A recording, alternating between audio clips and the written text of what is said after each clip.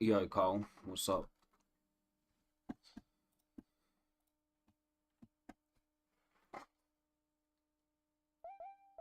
Not much. I hope you're enjoying your holidays.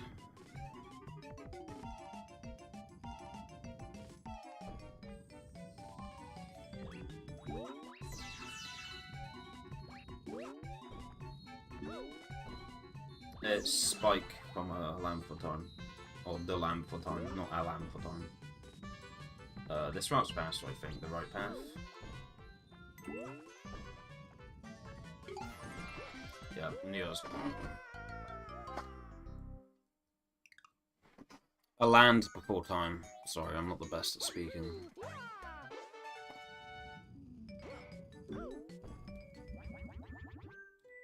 Or The Land Before Time, yeah. The Land Before Time.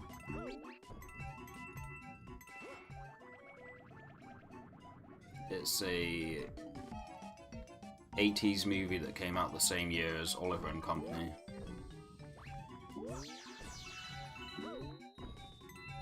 You know, the Disney movie with the cat in New York.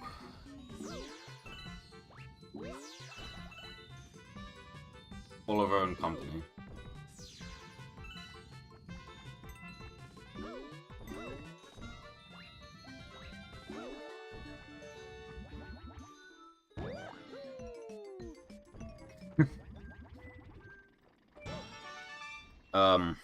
Oliver and Company. Disney's Oliver and Company.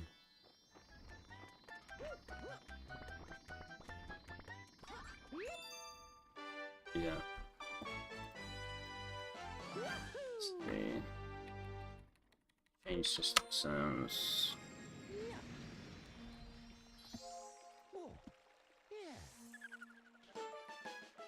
Yeah, well, it's over 15 years old. It's not retro. How do you define retro, though? A lot of people tell me it's like if it's over 15 years old, which to me it doesn't feel retro, but apparently that's what it is. But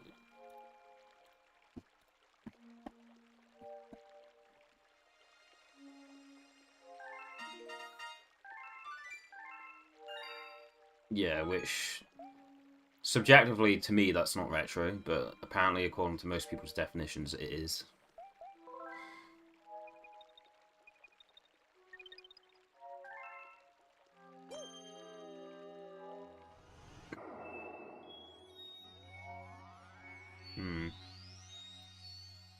Well, this doesn't have a crown in it, so that means still something left here.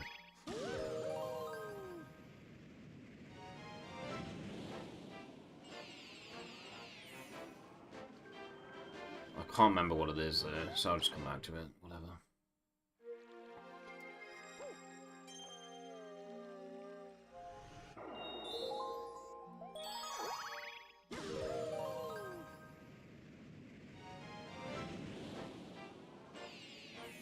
Yeah, that's true.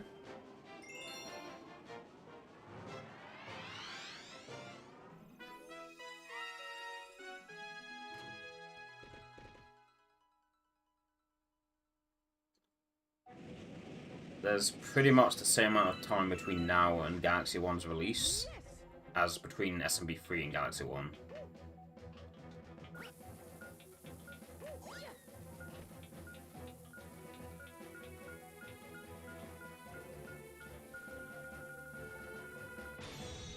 There's gotta be a way to make that detonate faster, surely.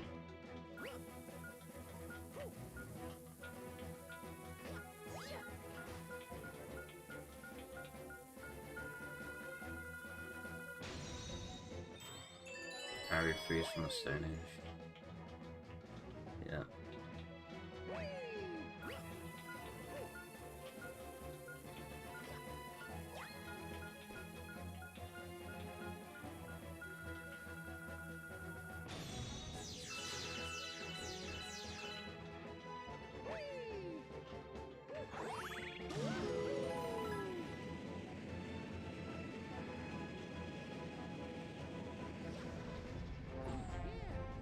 Yeah, for real.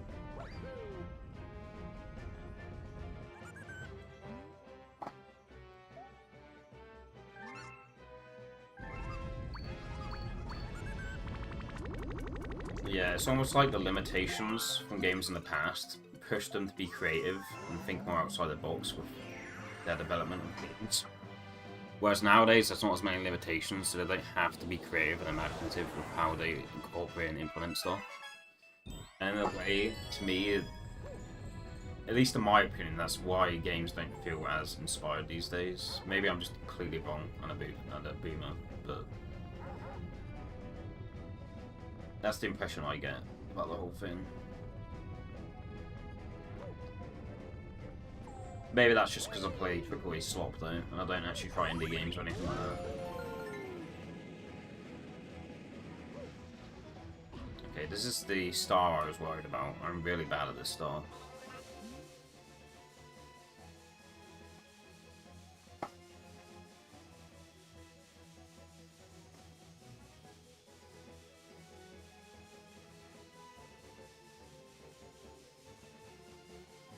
Wow, that is wild.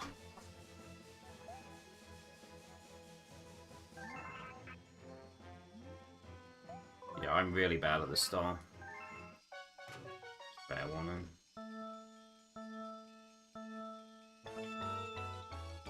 I don't know how I thought it was a good idea for me to try speedrunning when I'm really bad at this minigame. Like, I should have had enough memories of doing this star for my brain to tell me, yeah, you're probably not the sort of person that should speedrun, but I was still green enough to try it, and here I am, suffering.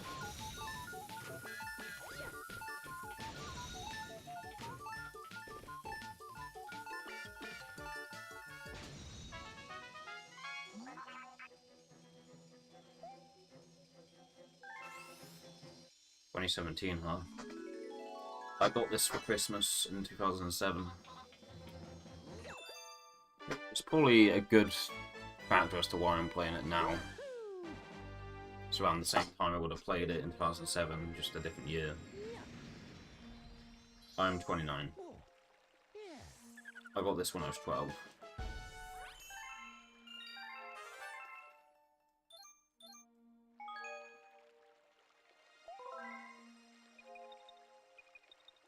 You're 20.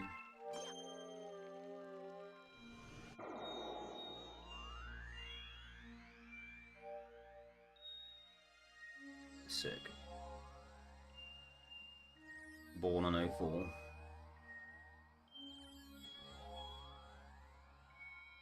I was playing Sonic Heroes, I'm pretty sure.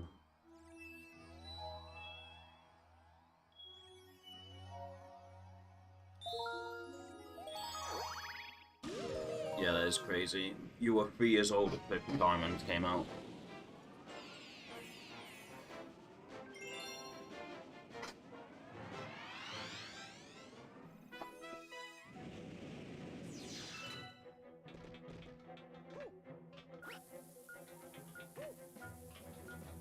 Oh, that's sick. The first one I played was Pokemon Ruby, and the first one I actually owned that was my cartridge, not just my brother's, was Fire Red. Yeah, Fire Red was the first one I owned, and Ruby was the first one I played. I kind of relate to you there. I don't hate Ruby, but Ruby is very low on my Pokemon tier list. Like, despite it being my first one, it's actually one of the ones I don't like that much compared to the others.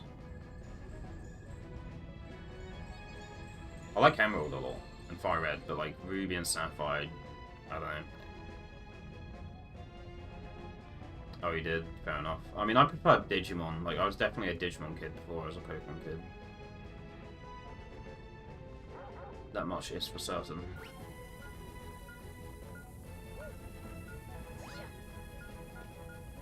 Never played Digimon. Well, I think objectively the games are kind of mid. Like, they have some fun things about them, but they're kind of mid as games compared to the Pokemon games. But like the anime, like the cartoon of Digimon is so much better than Pokemon's anime, in my opinion. Like, it actually has some depth, especially if you watch it in Japanese. Like, I mean, Japanese Pokemon adds more depth to Pokemon, but it's still not as deep as, like, the Japanese, like, you know, watching Digimon subbed. But that was a lot better than Pokemon to me. Yeah, Digimon's also RPG. Most of the games, anyway. There is a fighting game series called Rumble Arena. Okay, I fucked up. Okay.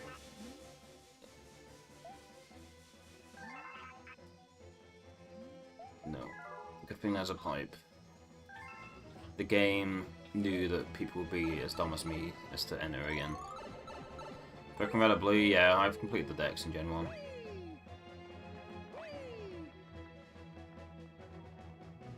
Despite Fire Red being the first one I owned, I've definitely played the original Red more at this point than I've played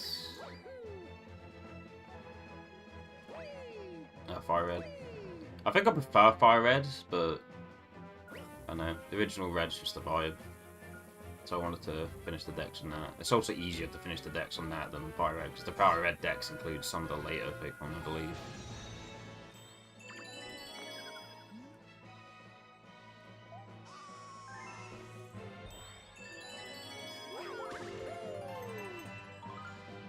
So slow compared to the other games.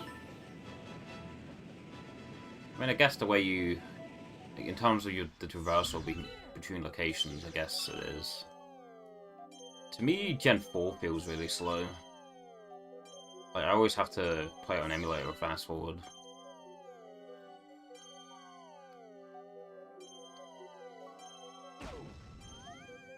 And Gen 5, the animations in battle, those feel like they take forever to me. I always bring that up to people and they're always like, I don't know what you're talking about. They're like fine. But to me, they just felt like they took forever.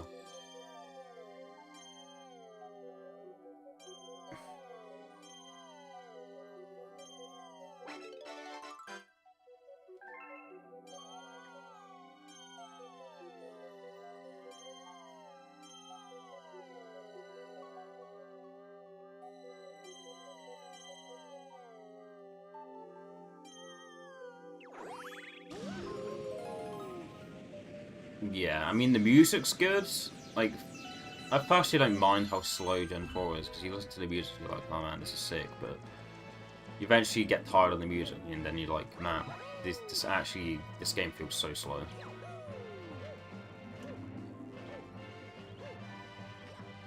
Man, this is bringing back memories, trying to do this.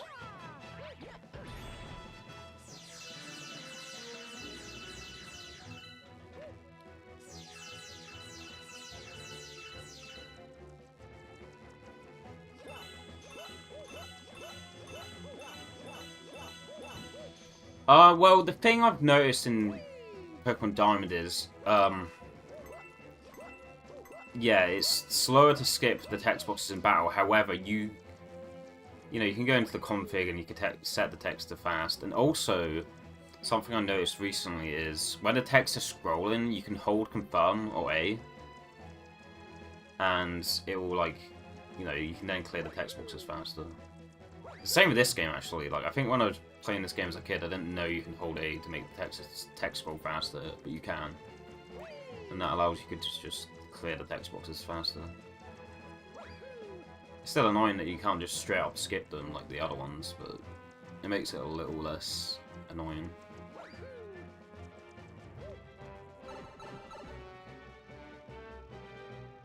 Oh yeah, that's definitely annoying.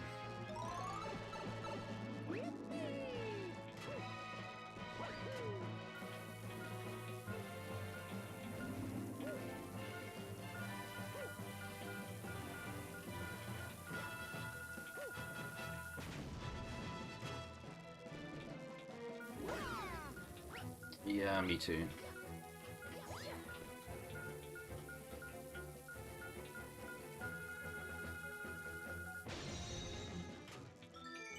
It's weird calling Pokemon a JRPG, but as a JRPG series, obviously I really like Pokemon, but as a JRPG series, I think it's kind of mid. Like, compared to Final Fantasy, Dragon Quest, like...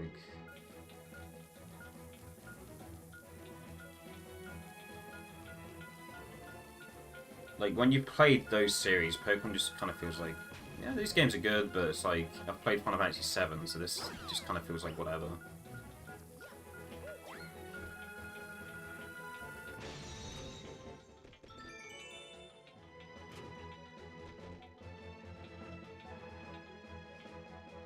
Easy? I mean, I suck at Gen 4 Pokemon, so...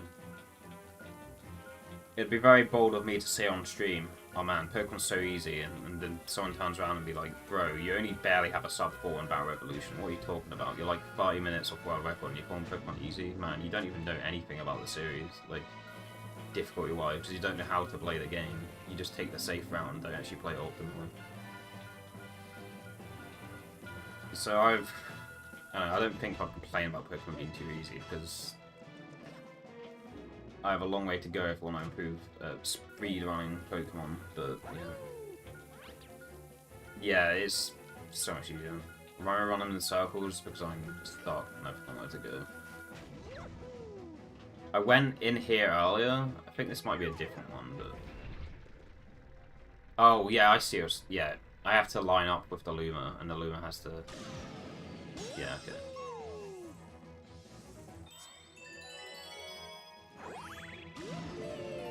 Retro game, something I kind of bug. Like, this sounds like a very Soyjack bat chest thing to say, but in the Switch version of Galaxy, you can press X or Y to do a manual spin. Like, you don't have to spin like the Joy-Con yourself. You can just press a button and it spins for you. From a speedrun perspective, that's better because it's more consistent. You don't have to rely on motion controls to play the game consistently. You can just hit a button, but I don't like... I don't know. To me, it feels weird that you can just press a button to spin. It's not what I'm used to. I'm used to always having to, like, shake the nunchuck.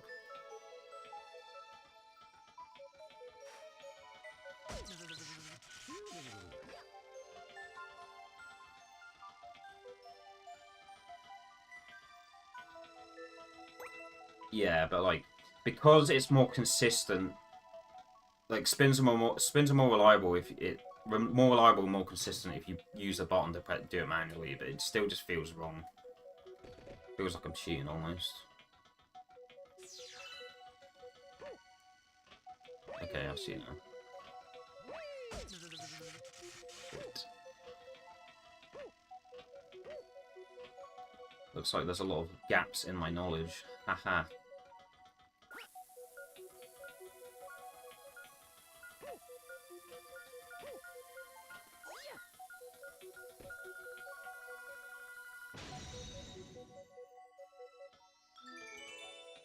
Well, I had to be 20 years.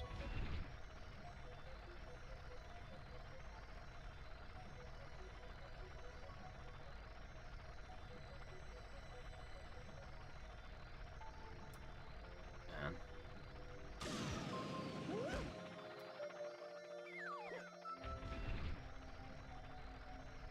WoW, yeah, but WoW came out in 2004, so like WoW is definitely over like 20 plus years old now.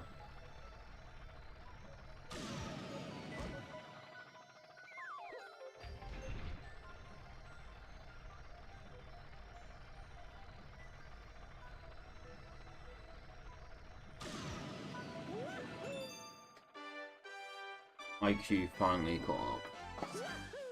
Flow of the games.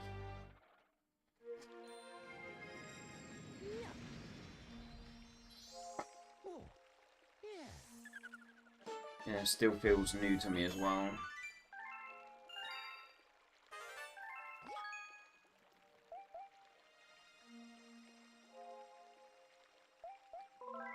But I use component cables for Wii, so it might have something to do with it.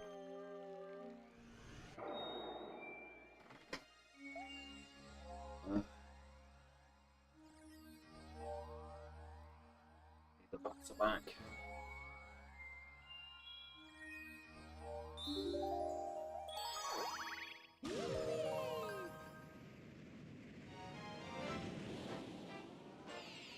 Yeah, I think it was planned to be part of the next generation, but then when it didn't do so well, they're like, nah, fuck it.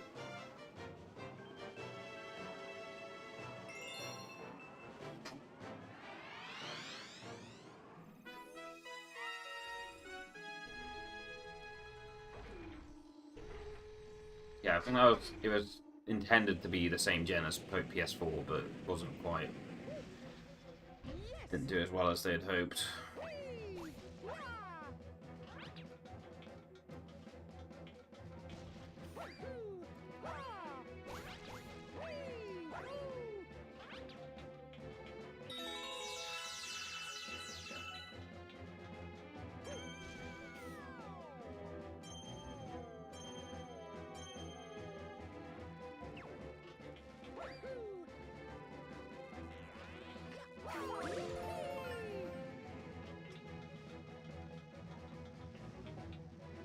It's moving.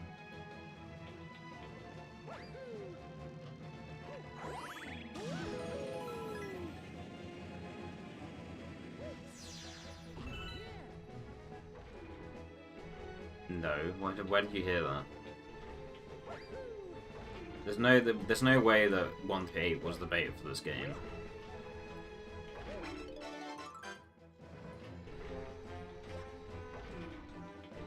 That one guy, Scott the Woz.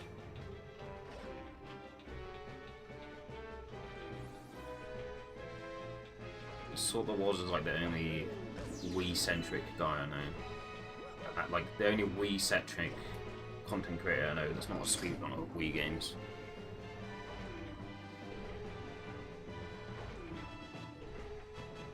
No, Sunshine was another game which wasn't supposed to be a Mario, but they turned it into Mario Sunshine, like, in the late stages of development.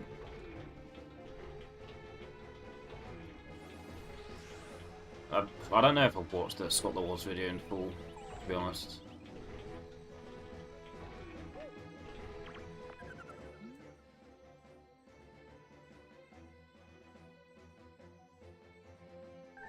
Maybe I just need to spin into it. Yeah, okay.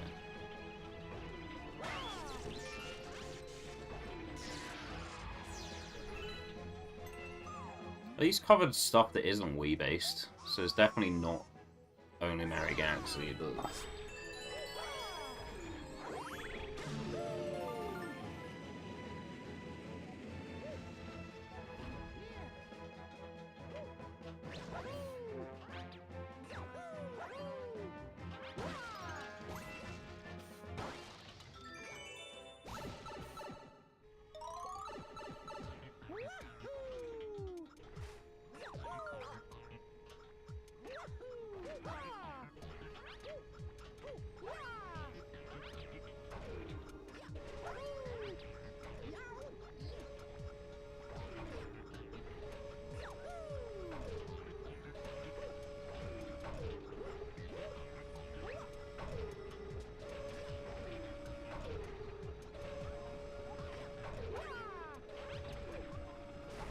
Yeah, I don't know.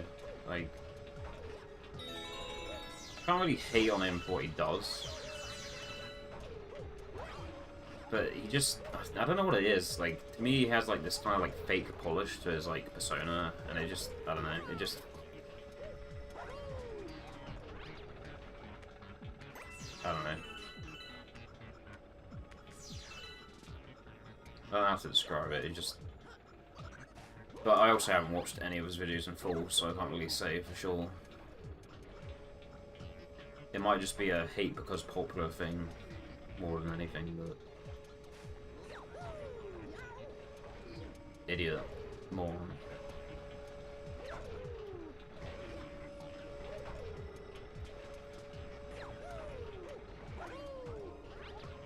Yeah, he's definitely passionate about what he's doing. He definitely likes the stuff he says he likes. It's just...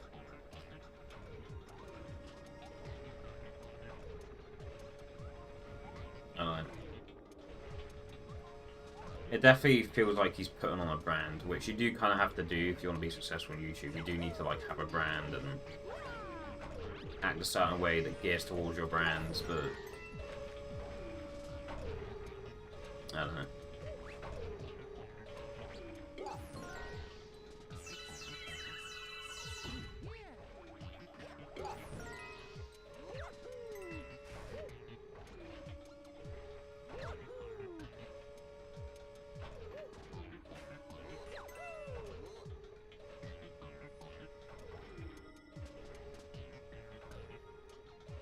Yeah, I mean, I like Cinemassacre and AVGN stuff, and like him in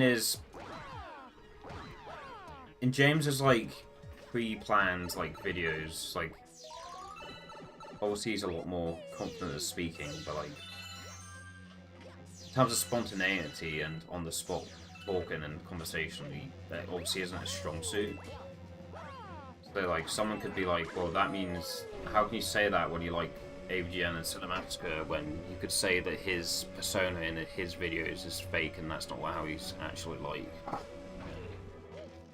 There's that angle with it as well. It could just be, I'm a boomer and only like YouTube stuff from boomer era.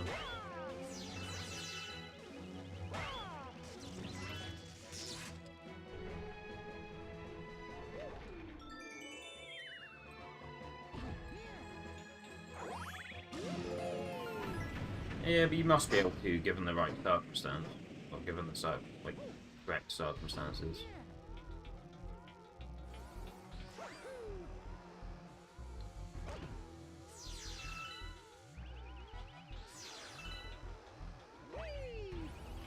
But like you can know when to act a certain way, but also at the same time you can be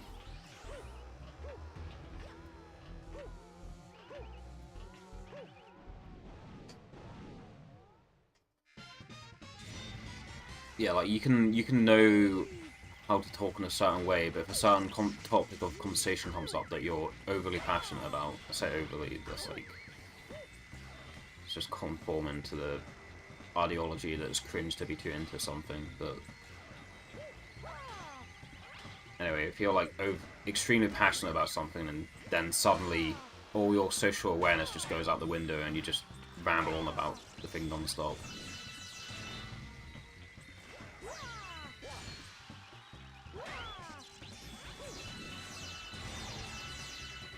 But yeah, you're alright. Like, he definitely had to know when to act in an acceptable way and when it was appropriate for him to be passionate or like overly talk about something he likes, because otherwise, yeah. Traditionally, anyway. There are obviously exceptions to someone being able to do that stuff and be the most socially awkward person ever. But in most cases, yeah, if you've managed to like raise a family, if you have a wife and stuff, then yeah.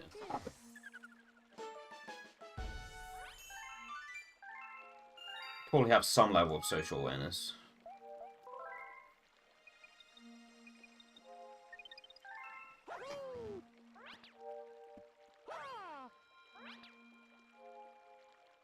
But yeah, Scott of Wars has done some Galaxy stuff, I know that for sure.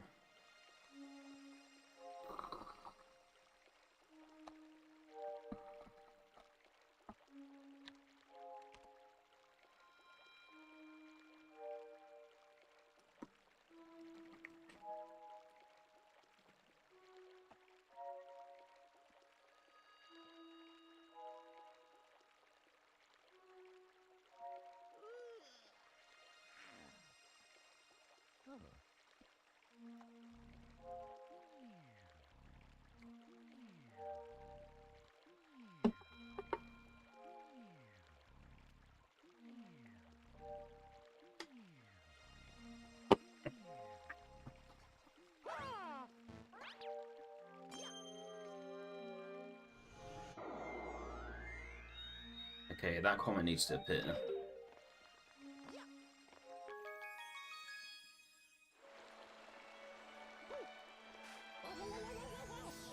Oh, but I mean, I watch Moist Critical, so I'm not a boomer. I'm very very in touch, very up to date, very current. I like modern YouTube, trust me.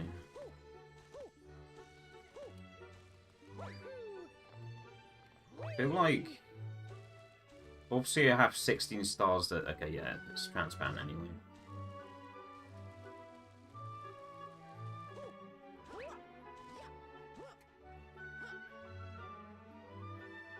Maybe, but I think most of it's like they've probably routed it in such a way that if they get stars in a certain order, they know they've routed it such that they know that if they get stars in a certain order, a comet's going to appear at a certain time, and based on that, they can tell what the optimal comet order is. Like, the star order for like 120 stars is probably indicative of like, it's probably, some of it's to do with like just as fast as stars to get first, but another aspect of the routing would be to do with which ones allow you to get to closer comets faster, stuff like that.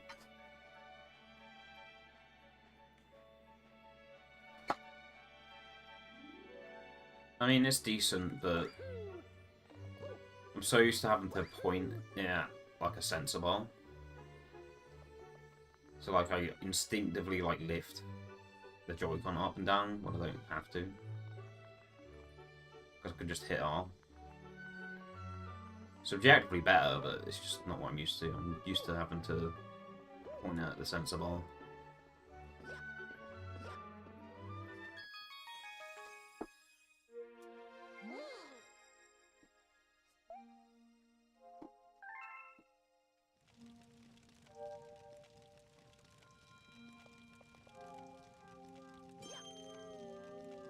Yeah, that's true.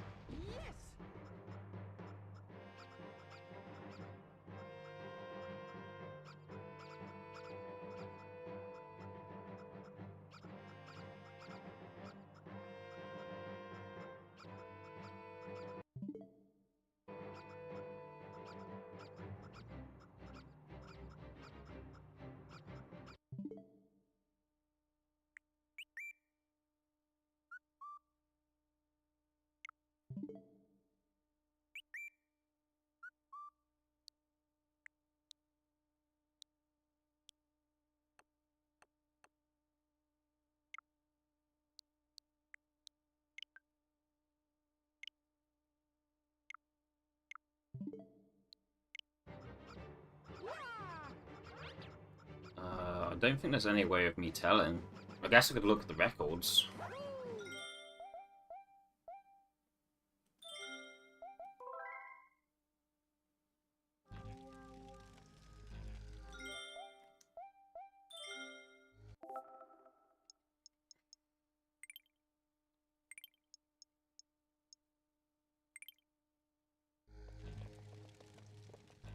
Do you need a complete save file to check, like, stats? I forget where you check stats, but there's definitely a place you can check, like, all the stars you got, and, like, your personal best times on the timed things and stuff like that. But I can't remember when I started this save, but it was definitely a few months ago. But I'm not sure there's a way of me actually checking when I started the save.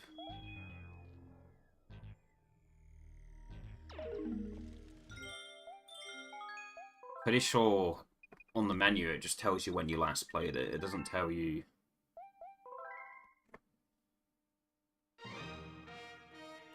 Yeah, I don't think it tells you when you made the save. Yeah, no, it just says when you last played it. Was it off stream? I believe so.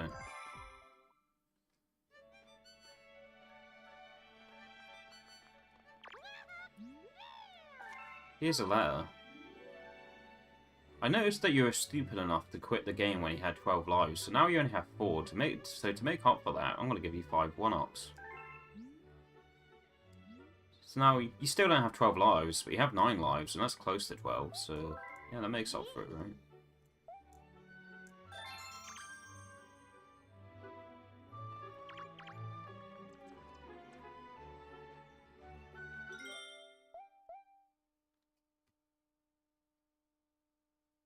XD. Joy emoji.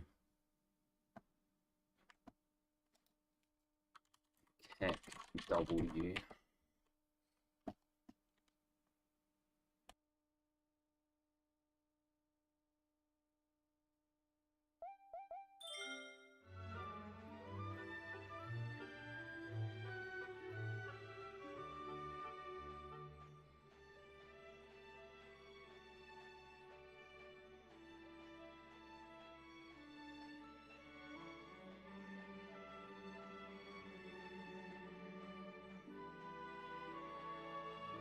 Welcome back. I'm just eating my dinner now.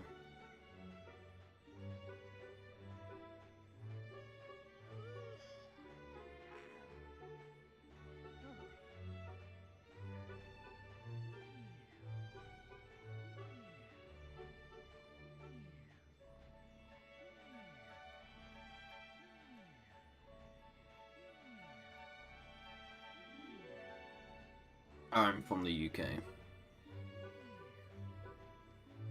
Yeah, I'm eating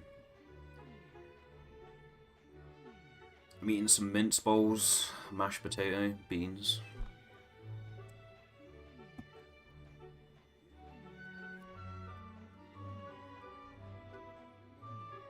They usually refer to as F-slurs, but I'm not going to say that.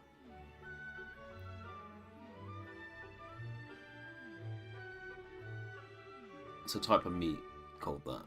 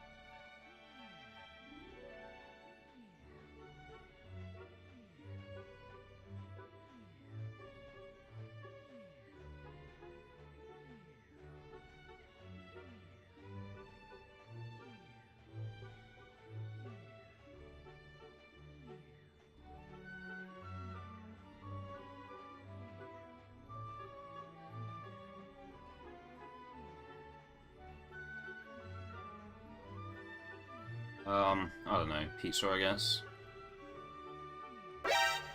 Thank you for the follow. I think my favourite food is pizza, but I don't know, I like most foods.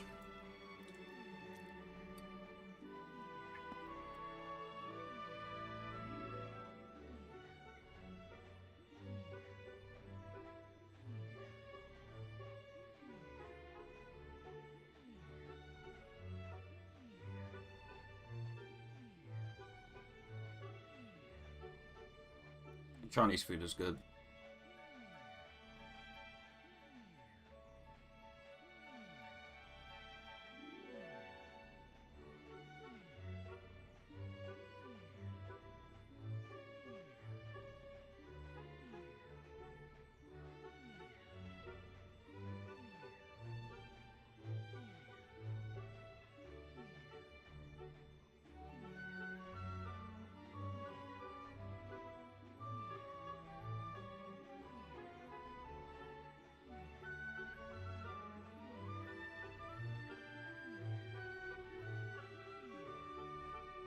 I prefer Burger King to McDonald's.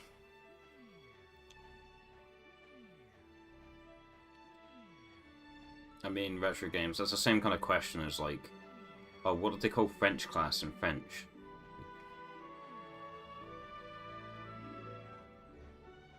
Or French class in France. But yeah, I prefer Burger King to McDonald's. The beef is so much better at Burger King. Like, it's still not the best beef in the world. Like, Five Guys burgers are exponentially better than both, but if I had to pick between Burger King and McDonald's, I much prefer the beef at Burger King. Like, the fries at McDonald's are obviously better, but I don't know, I prefer the actual burger to the fries. Well, they just prefer to French the same way we prefer to English class, you know? Wendy's. Wasn't there, like, a couple of other Wendy's opening in Britain soon? Yeah, the last time I went to Five Guys, it was crowded, but it's one of the best burgers I've had.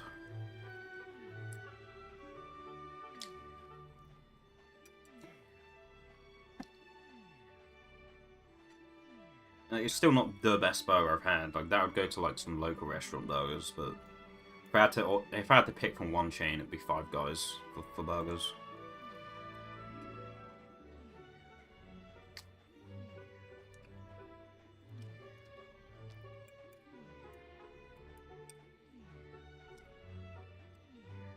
Yeah, that's what I heard.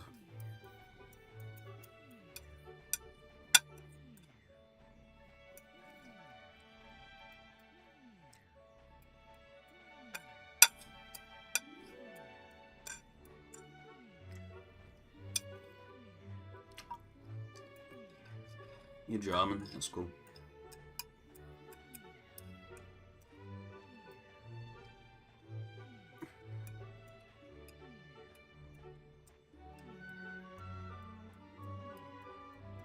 I don't talk to a lot of Germans these days. Like, I used to when I used to like mingle more in speedrunning. Back when I was more green and just wanted to try and talk to everyone. The more closed off I've become, I don't really interact with as many Germans, sadly. Just as a matter of happenstance, just...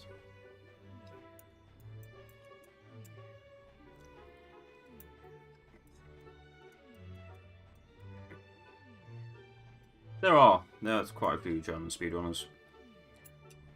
360 Chrism, Salty Sal, Nikolon 1.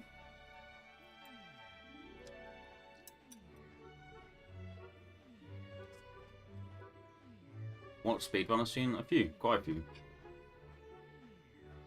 Oh, Ice is more of a Smash player. I guess he's speedrunning adjacent, but I wouldn't say Ice has been socializing too little. He's just, yeah. He probably socializes more IRL than he does online. But I don't really know Ice. I don't think I've ever really... I've seen Ice in streams before, but I haven't really interacted with Ice.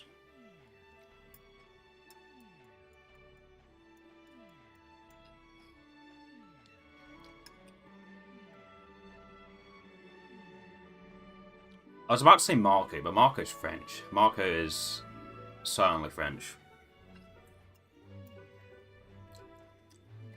Oh, Spittle-san? He's German, I think.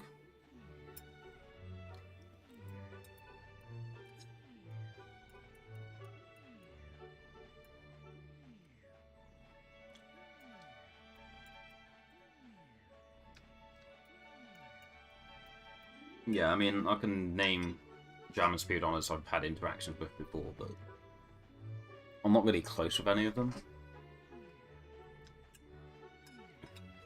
I used to talk to Mewtwo, Mayuchu, Mewtwo? Can't remember how she pronounced her name, but I used to interact with her a bunch. I'm in her server and stuff, but while she was a mod on a lot of like Zelda speedrun streams, she wasn't really. I mean, she's dabbled with trying to like run Zelda games, but it wasn't really for her.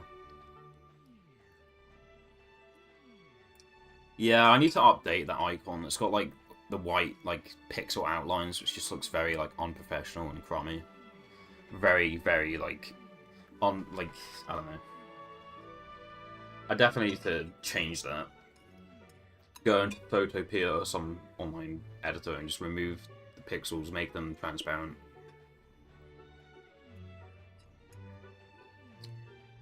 Yeah, I actually made it. I had made the point stat before he passed away.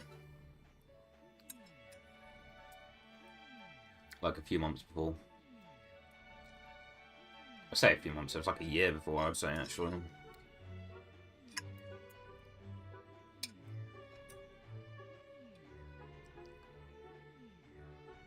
Wilco? I think Wilco's German. I've never really interacted with him.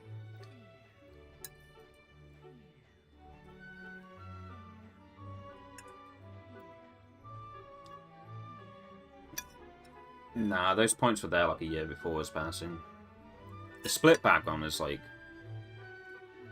Yeah, the land for time, yeah. I was trying to say the land for time earlier and I kept on saying a land before time, but yeah.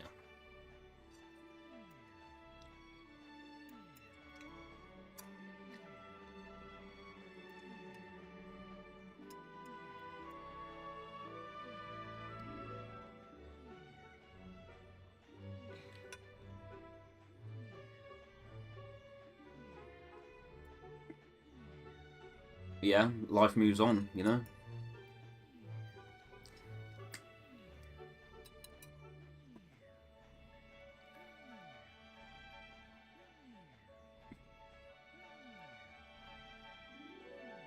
It's like Full Metal Alchemist. Like, I used to not like how that anime like shows some like very like deep plot subjects, and then the next minute it'll show something like very like shonen-y kind of like,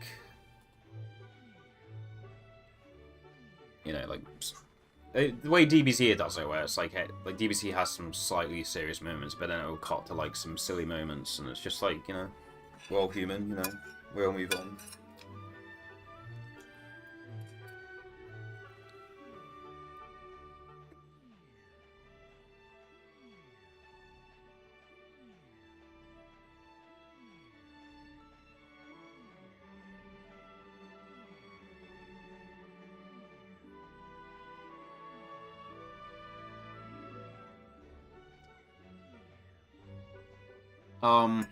I've dabbled with FF14 a little bit. I bought like 1 month subscription to FF14. I don't play it. I mean, FF14 is considered to get vastly better past the Realm Reborn, but I don't know, dude. Like, sacrificing 200 hours of potential free time to get to the point of FF14 where it gets good. It's like, okay, what if I sacrifice all my free time, spending all that time to get to the point in FF14 where everyone says, oh, FF14 gets good at this point. And then I get there and I'm like, oh, I still don't like it. Okay, well, I've just wasted that many hours. Oh, cool. But yeah, that being said, if it weren't for the online subscription, I probably would play FF14, but I understand why they have it. I understand why people need to play a subscription to play FF14, because otherwise it just wouldn't be as good a quality of a game as it is in its current state, but for me, it just puts me off playing it, personally. Like, I don't like feeling like shit if I don't end up playing FF14 that month.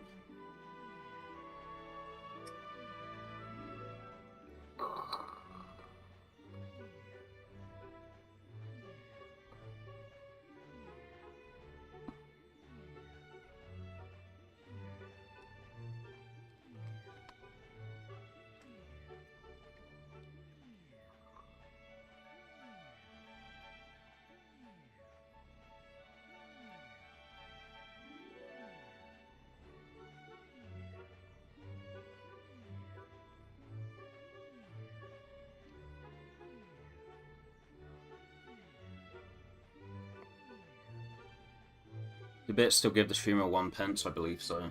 Or whatever your currency is. Something like that.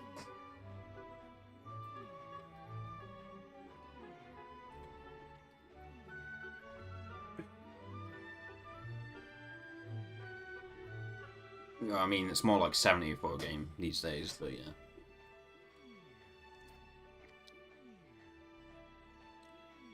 It just keeps the servers up and running, I guess. Like, the game would die because they wouldn't be able to afford to keep the servers up if they didn't, I guess, is the reasoning. Like, Fortnite makes so much money that they can afford to make it free to play online. But like Square Enix are constantly developing like new games and stuff, so in order to back themselves and keep the servers up for an existing game that people still play, they have to do it. Granted, with Unreal Engine, Square Enix don't take as long to make games nowadays as they used to, but it's still a expensive endeavor.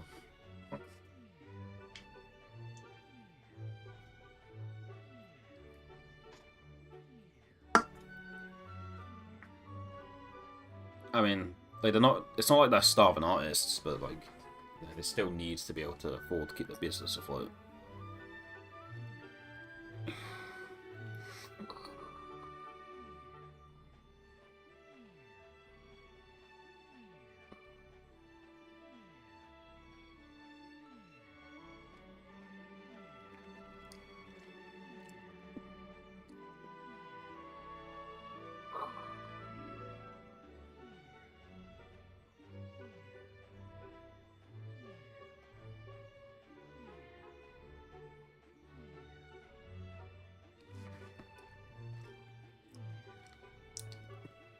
Oh yeah.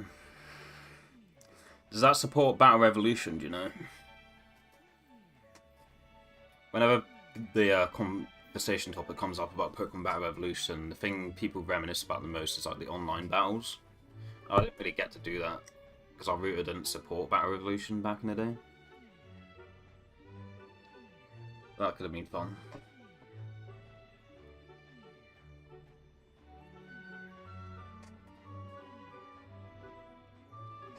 But it's still more work than what you had to do back in the day, which is just boot up your Xbox, play. Like, Halo had something similar recently, where, like, there's community-dedicated servers a lot more reliable than Master Chief Collection. And it's more worth your time going to those to play Halo than Master Chief Collection, but it's still not as easily accessible as it used to be, like, back in the day. Like, you didn't have to set up a whole bunch of shit back in the day to play Halo in a playable state.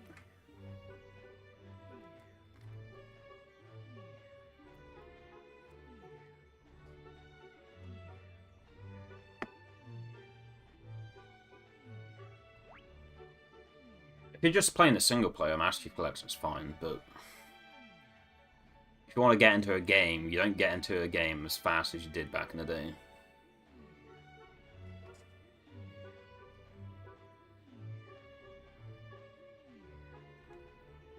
I mean, that's the reason on the surface, but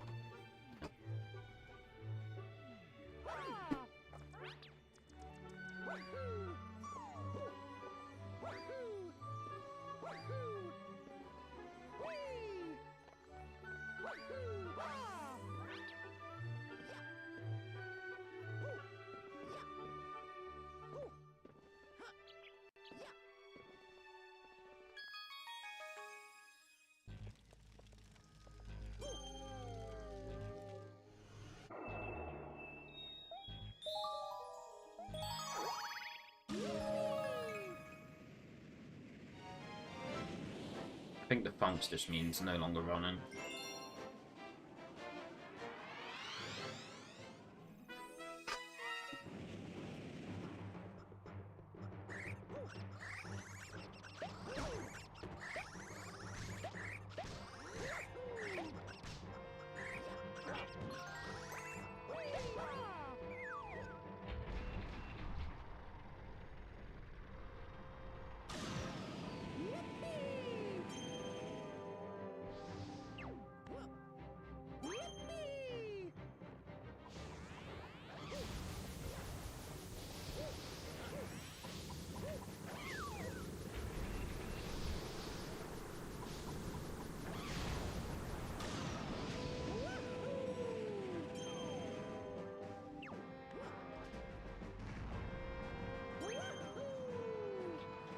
How is that possible? I mean, it's the same way as if a bad speedrunner spliced a run with their own footage, it still wouldn't be the same time as like a top level run, because yeah.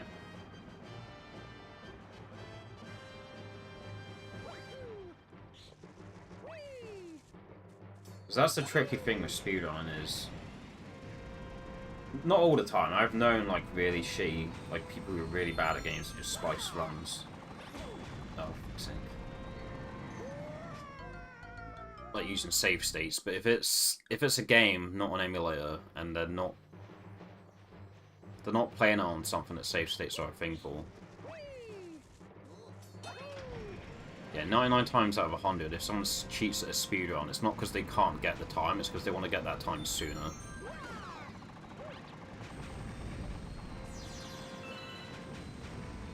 Because the summer best with all their footage, they can easily splice that time, and they probably could get the time with enough patience and dedication, but they'd rather get the time sooner so they cheat for it. And then there's some people who claim to cheat just because, oh, I want to get banned from the community because I want to focus on my life, and if I cheat, that means that I'm forced to not play the game anymore because I can't submit to the game anymore because I'm banned from it, therefore I can focus on my real life duties. That's how I've seen some people describe when they get caught cheating.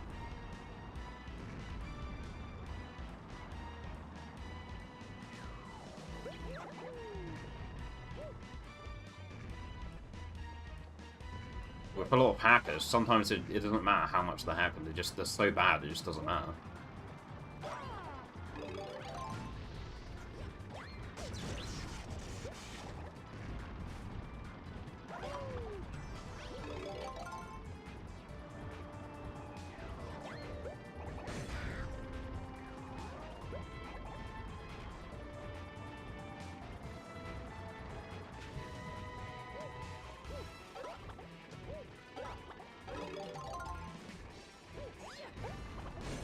But in some games, hacking is more powerful than other games. Like, you can be really bad at Counter-Strike, but if you have a mod that lets you see your opponents through walls, like, that will definitely be more impactful than the better skill of the opposing team. Because something like being able to see where your opponents are through the walls is just... It's like screen watching, but like 10 times, like, more. Jeez.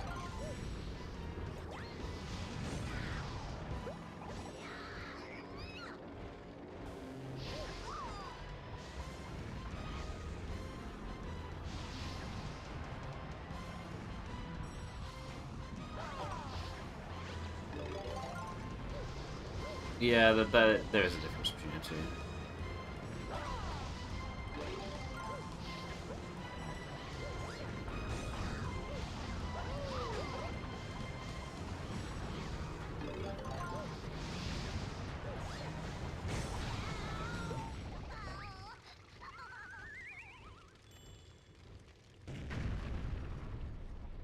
Yeah, say if I was to splice a run on Crash 2, it would still be a shit run, because my summer best is still a shit time. And even if I, like, spliced stuff within the levels to give myself even more of a... like... more of an artificial summer best. Like, say I made a fake gold split by splitting up parts of the level into, like, a gold split I otherwise probably wouldn't be able to achieve with my level of consistency. If I was to do that, it would still end up being a shit time, just because I'm just nowhere near good enough for Crash 2.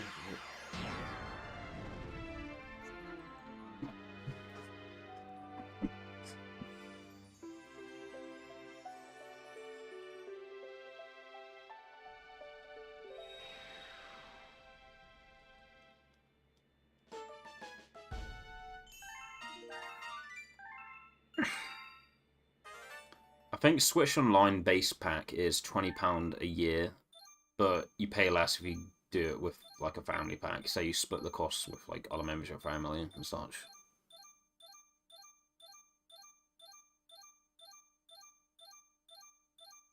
What's that emote?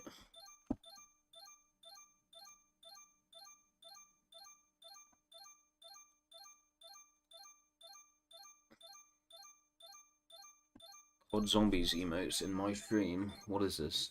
Just kidding.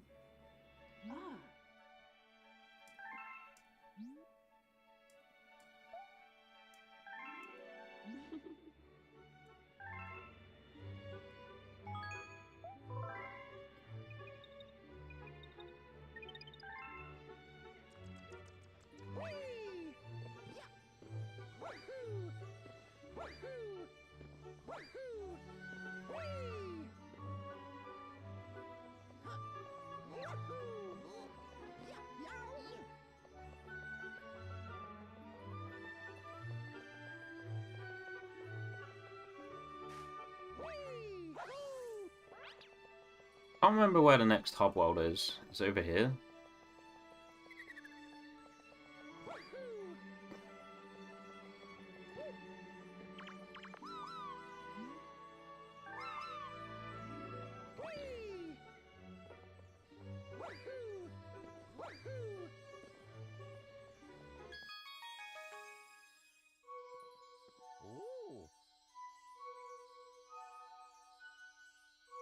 Let us begin.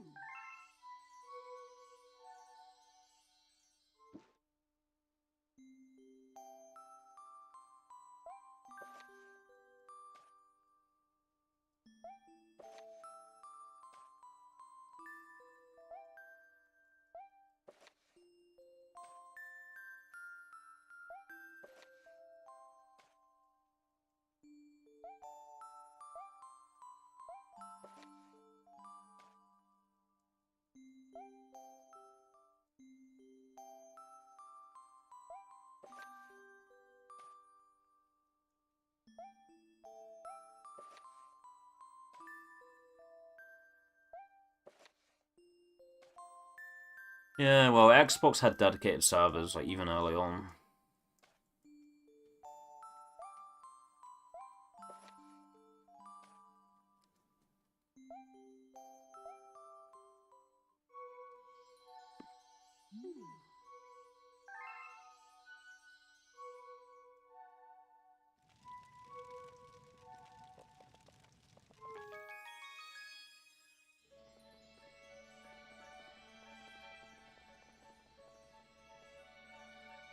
I mean, to be fair, this sounds kind of bootlicky, but I think even if some quote-unquote greedy company didn't decide to just add microtransactions to a game,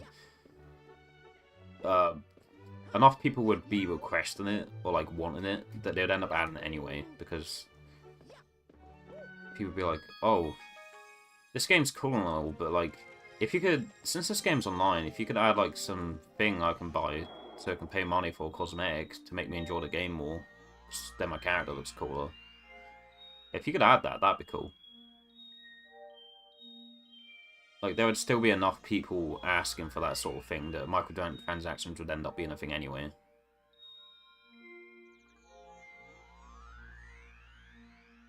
Love SMG, me too. What's up, Kiska?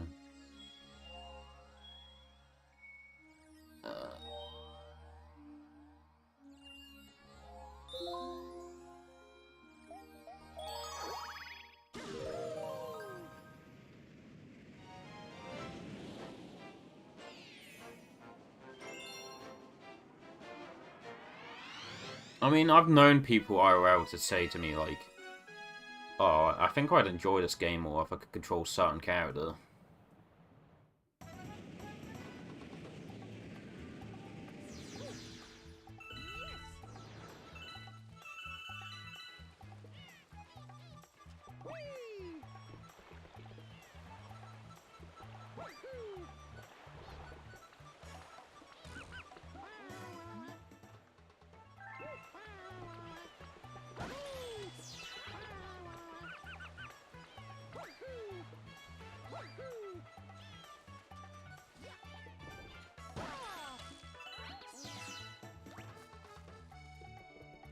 To be fair, though, you could argue, like, me blindly hating on DLC for the longest time. You could argue that that was dumb, because, like, in some cases, DLC is actually, like, worth it. Quite a few cases, actually.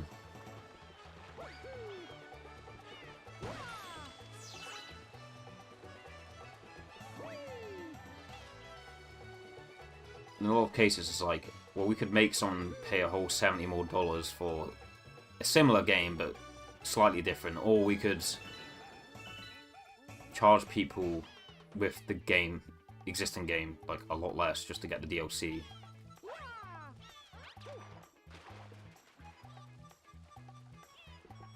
And then you could say that about Galaxy 2, like, a lot of people think, oh, Galaxy 2 could have just been DLC for Galaxy 1. But they would have rather just charged people full AAA price or whatever.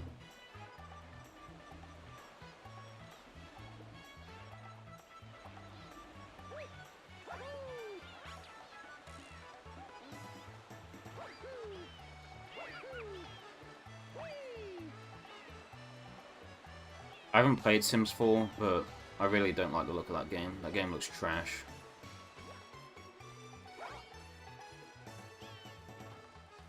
Sims 2 was the one I played the most when I was younger. Sims 3 looks alright, but yeah, Sims 4 just looks straight up bad.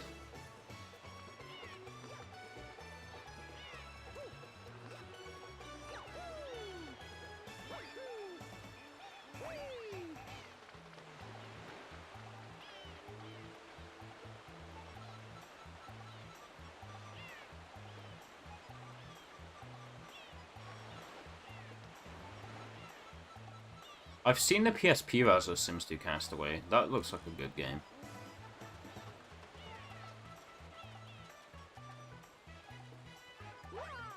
The expansion of Castaway for Sims 2 PC it's okay. Like, the amount of extra cosmetics you get is pretty cool, but like the PSP game actually looks like a full standalone game, to be honest. I haven't played PSP Castaway, but it looks like a good game. I think it's the same game as the Wii version, maybe, or close to it. Okay, I think maybe I need to swim on the wall.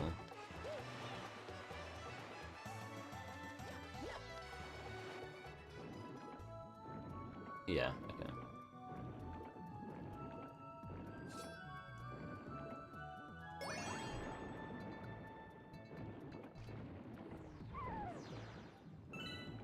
Do you want to know about what the coolest thing about the PSP is to me?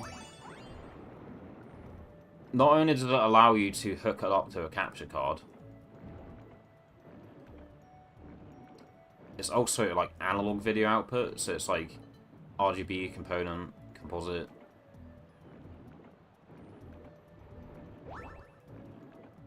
So, like, not only can you easily record a PSP with the right cables, you can also use like an older capture card for older video formats, and it works with it.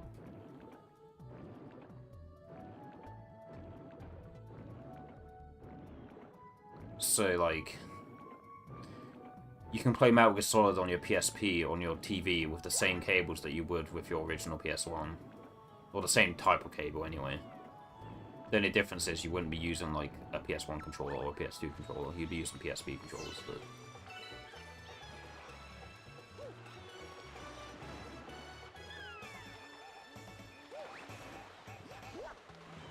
Whereas with 3DS and PS Vita, you need to, like, install firmware to, like, capture it. And half the time, and I'm not sure if this is the case anymore, maybe the firmware's updated to a point where it doesn't, but at least back when I was looking at PS Vita and 3DS firmware to capture, apparently it would, like, cut the performance in half.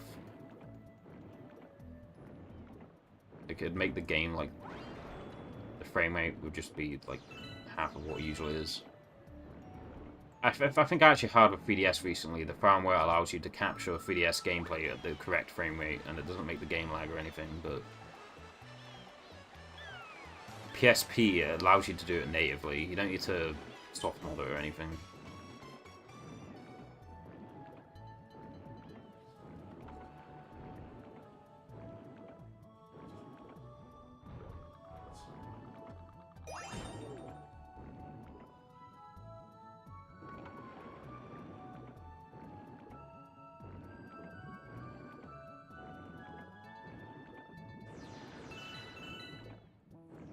Yeah, I think it'd be nice to have a PSP again. I honestly think I'd rather get a PSP than a PS TV, to be honest.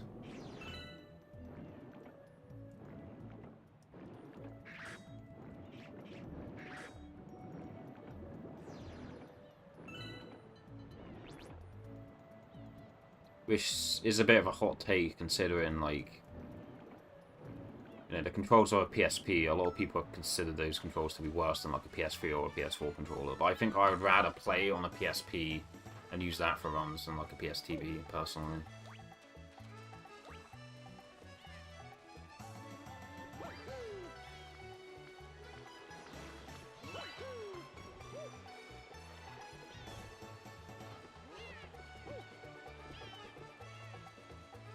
I think I need to get a shell to break some boxes. I think that's what I'm missing.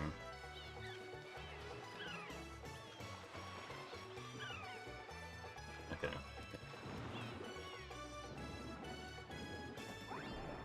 Or you just shake. Yeah, okay.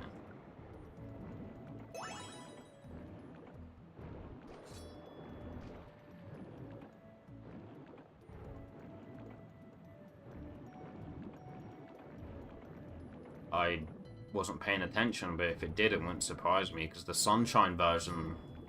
The Sunshine port that's on 3D All-Stars, that also shows GameCube inputs, even if you're using like a Pro Controller. And even if you're using a Game Controller, the GameCube inputs aren't mapped correctly. So if you're used to playing Sunshine with a Game Controller on your actual GameCube, and then you decide to use your GameCube adapter to play it on the Switch version, it won't be the same inputs you need to press to do the same things.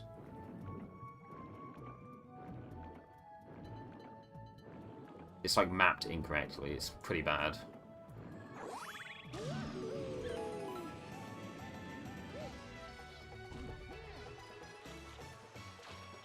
Pretty bad quality control, but whatever.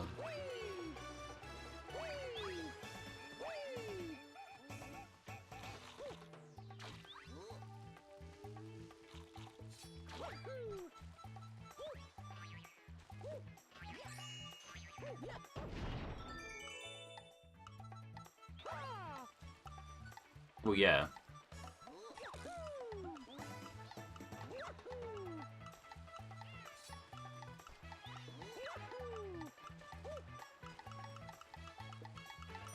Okay, I see now.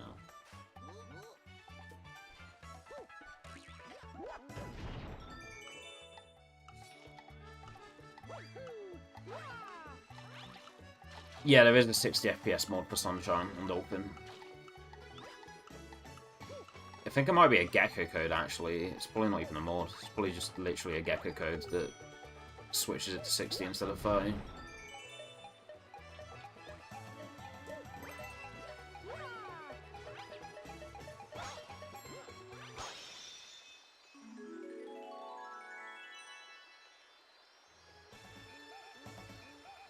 Probably. Is it 60 FPS on Switch? About 60 FPS the last time I was playing, but it's kind of subjective saying something feels like 60 FPS.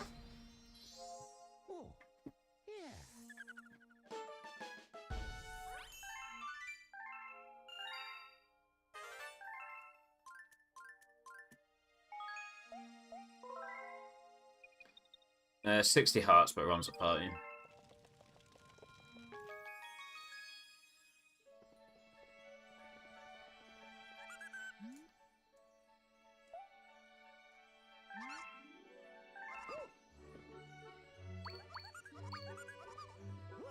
Yes, it was 25 FPS.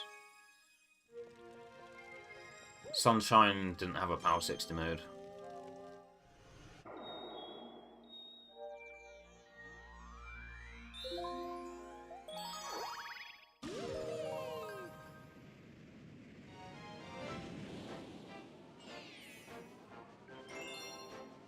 I'm pretty sure 64 on this collection is in 16:9 ratio.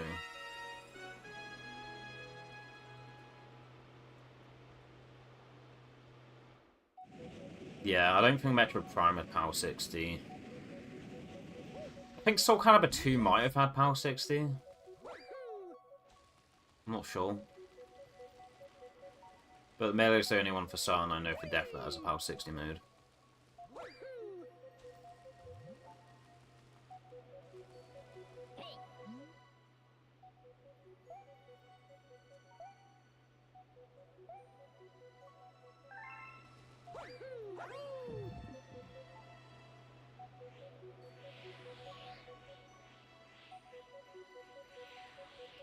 This game's full of broken shortcuts to skip the whole level. Like, there's so many.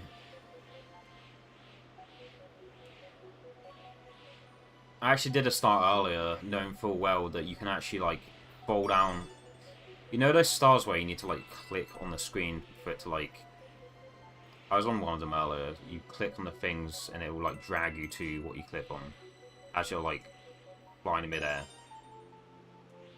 I was on one of the stars earlier, and I knew full well I could just, like, fall down on purpose and then click one of the later ones, and it would, like, drag me to it, but I just didn't want to do it. Call it cowardice, call it tourism, but, yeah.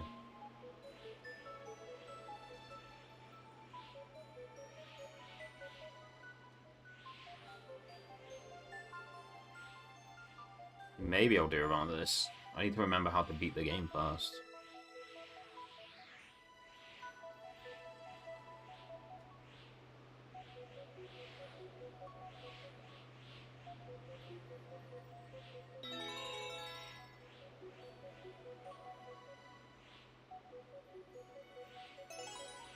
Yeah, my Galaxy Wii copy, I'm missing the box and the manual for.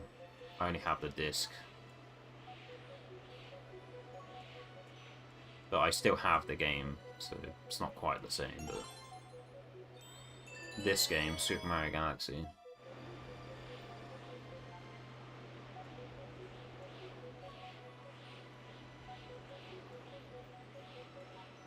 It is my original copy, yeah.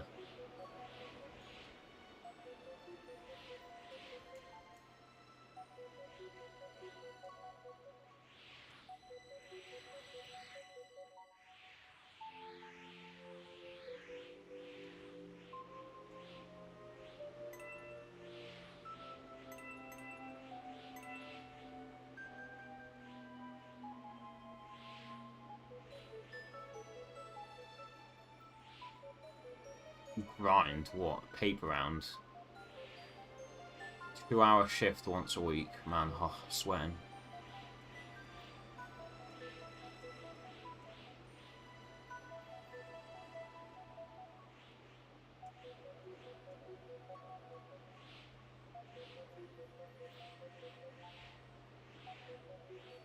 I was really joining the rat race with that. Work on my 1 paper round a week, 2-hour shift.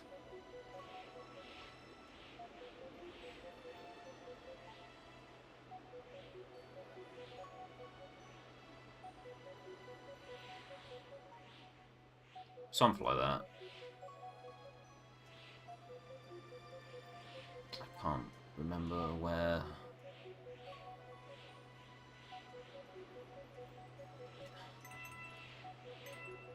Oh, it's here. Okay.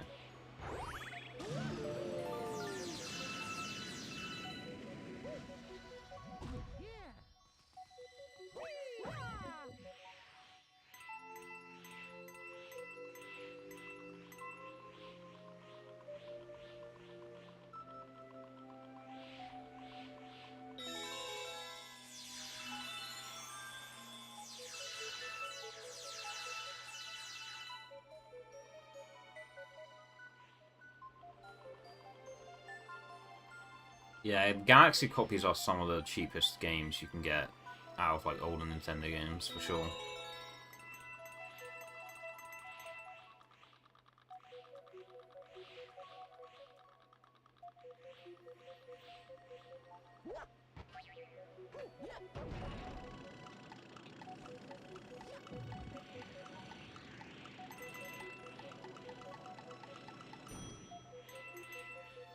Or what would I say are the cheapest games to get?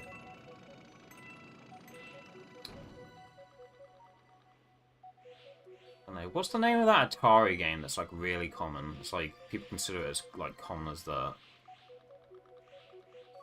think it's like a tank game.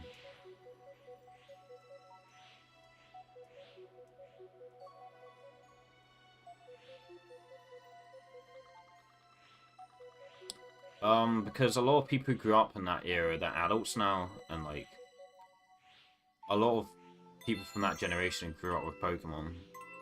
And so while a lot of Pokemon games from that era were produced, a lot of people want them. Like a lot. They sold them when they were younger, but now they're grown up and they have a job and stuff now.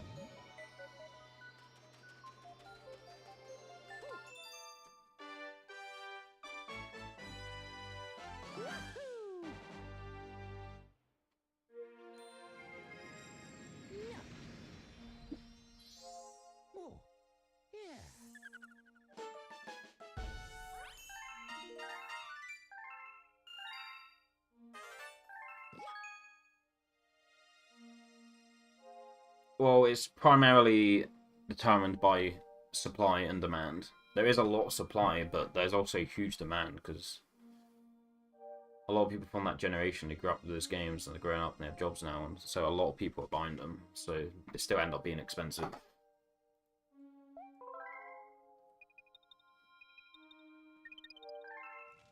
Of course, how old something is can determine it as well, but yeah.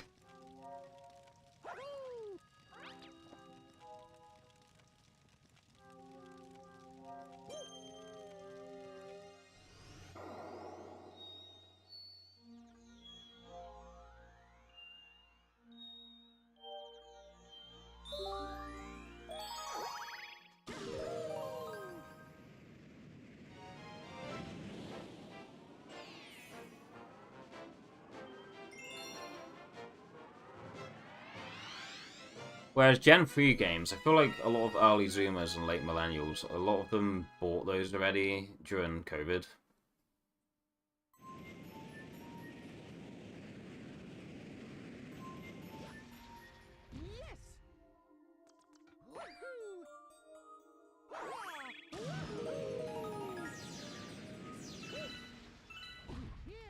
Or at least a lot of people wanted to buy them during COVID, so like the wave of Gen 3 nostalgia, like, yeah.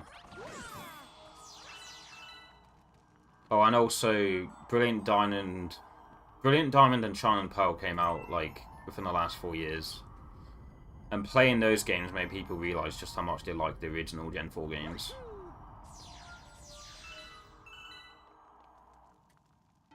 Whereas Gen 5 remakes haven't came out yet, so we don't know how good those are going to be. And the Gen 3 remakes were decent.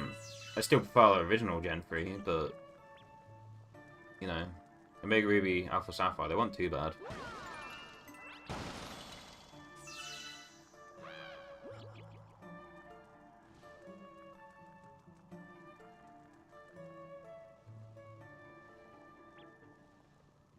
I mean, fair enough.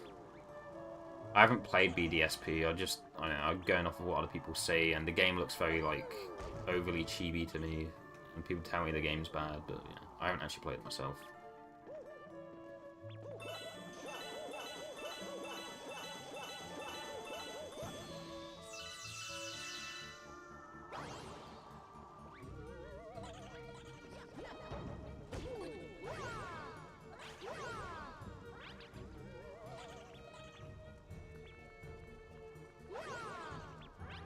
Forget how this works.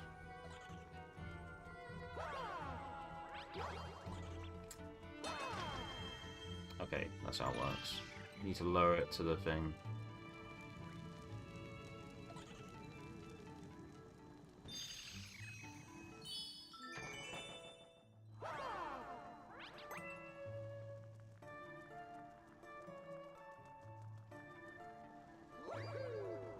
I think another aspect is DS cartridges, like, compare it to Game Boy and Game Boy Advance cartridges, like, kids would batter those around, throw those around, but the cartridges, most of the time, unless they, like, literally chewed them, would be fine. Like, maybe their save batteries would corrupt, but, you know, those are replaceable, but the DS cartridges, if you didn't look after them properly, they were probably just fucked. Like, if DS cartridges get loose, they really are, like, super fucked a lot of the time. Whereas Game Boy and, like, GBA games, they took a lot more of a beating from, like, kids. Like, they could take more damage.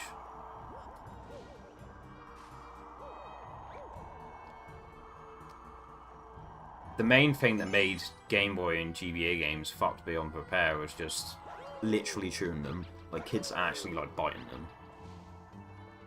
But if you dropped it on the floor, your save battery might corrupt, but like the game itself is fine. But DS games, if that happens, your DS game is probably just fucked beyond repair. Yeah, exactly. If you look after your stuff, it won't break, but, you know, kids don't look after stuff. A lot of kids don't anyway, they just throw them around. DS cartridges as well are a lot more brittle than, like, GBA carts were.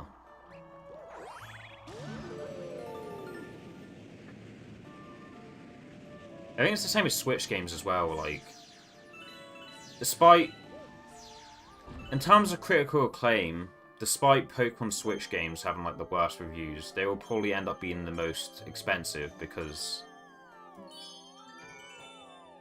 Switch carts are more durable than the DS carts, but Switch games have more demand, and the carts are almost as brittle as DS cartridges. In terms of popularity and sales, like the Switch Pokemon games have done very well for themselves, but like in terms of critical acclaim, I think they have like the worst reviews. But it doesn't matter because they sold so well, and because they sold so well, the carts aren't as durable as like GBA carts and Game Boy carts. They will end up probably being the most expensive in the future.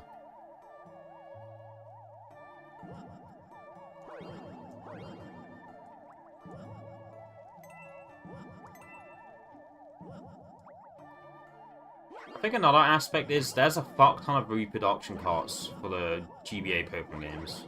Like, there's a lot. If you search for a Pokemon game on eBay, like a GBA cartridge, and you go lowest first, like the first 50 results of cartridges will be repros. There'll be reproduction carts, fake ones.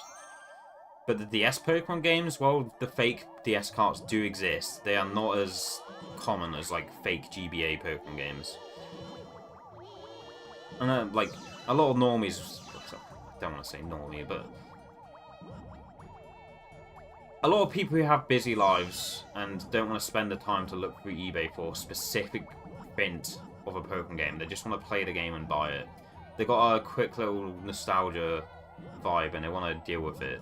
They're not going to care if the cart's official or not. They're just going to go Pokemon Fire Red cart, lowest first. Alright, done. Buy it. I don't care if it's fake. Like, it works on my Game Boy. That's all that matters.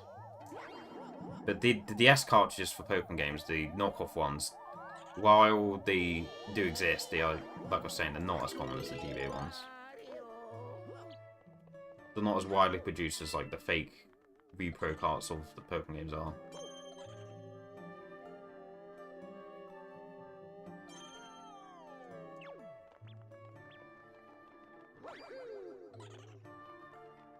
I don't think so. I think the main indicator of if it's a fake card or not is when you buy it and you put it in your GBA, it will say some stuff about your data being corrupt and having to, like, reformat it. Whereas if you buy an official one, it's usually not going to do that.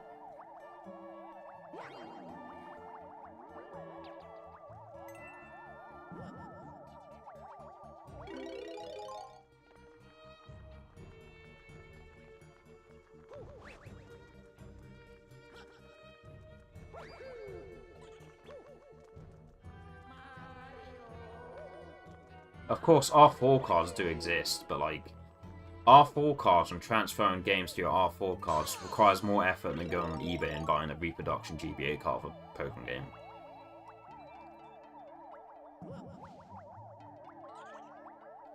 So a lot of people just won't even consider that as a solution. Okay, this is obvious. I just shake through and then get caught by the light on purpose and then talk to Luigi. Like, duh. No shit.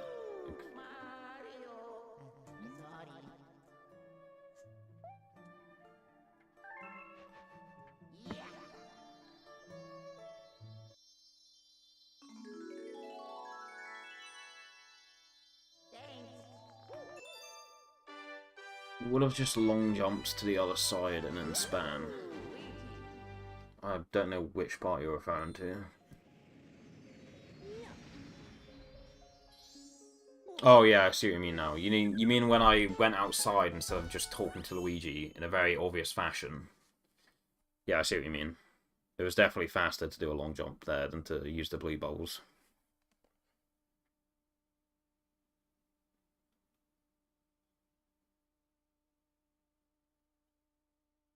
Yeah, I mean, if you look at this game on Dolphin, it literally looks just as good as this. The only difference is I'm using a scanline, like, filter on my upscaler. But, like, if you take the scanlines away and you compare this to, like, how it looks in Dolphin, Dolphin just looks like this.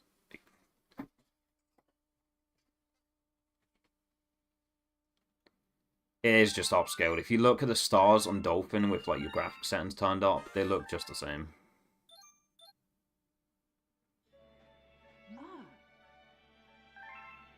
Look.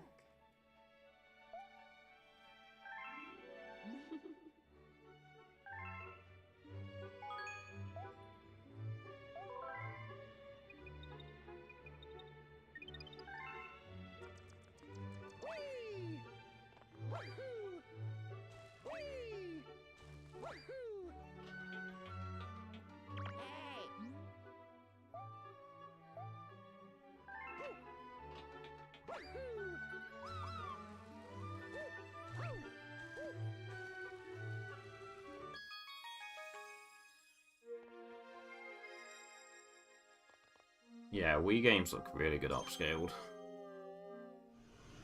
I think the only Wii game I know of that doesn't look particularly that great in RGB and upscale is Pokemon Battle Revolution. Like, hot take, like, Pokemon Battle Revolution upscaled still looks better than a modern Pokemon, in my opinion, but compared to other Wii games upscaled, it just kind of looks meh. Doesn't really look too much better. But it still looks better than most modern Pokemon games. I don't know.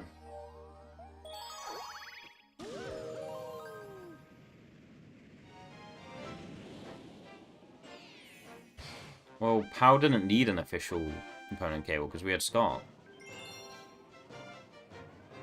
And don't get me wrong, component is more reliable and less fiddly, but SCART is the standard over here and it's more or less the same thing. Or close enough.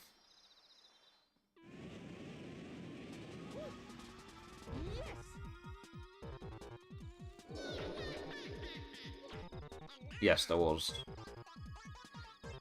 Okay, this always kicks my ass when I come to it. Like this specific star, this race, it always beats me. I always get fucked by it a few times before I get it.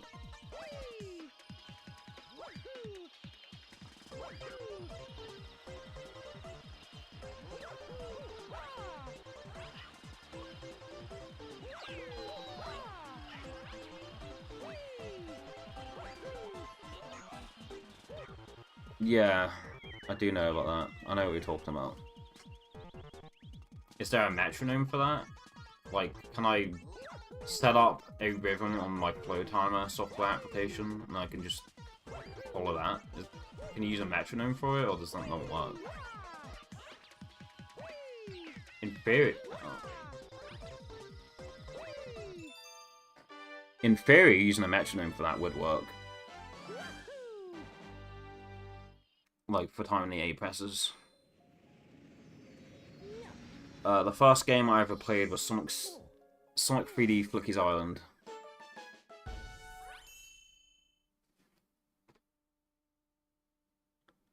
Yeah, first game I ever played was Sonic 3D Flicky's Island, and the first game I owned was Crash Bandicoot 2.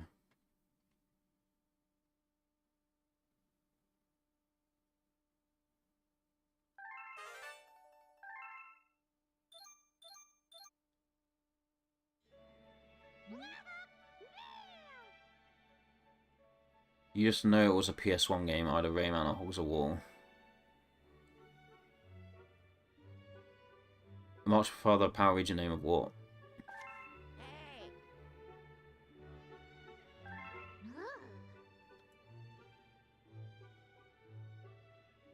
Oh yeah, me too. That's why, even though I've done runs of Sonic 3D Blast, I still would just refer to it as Sonic 3D Flicky's Island.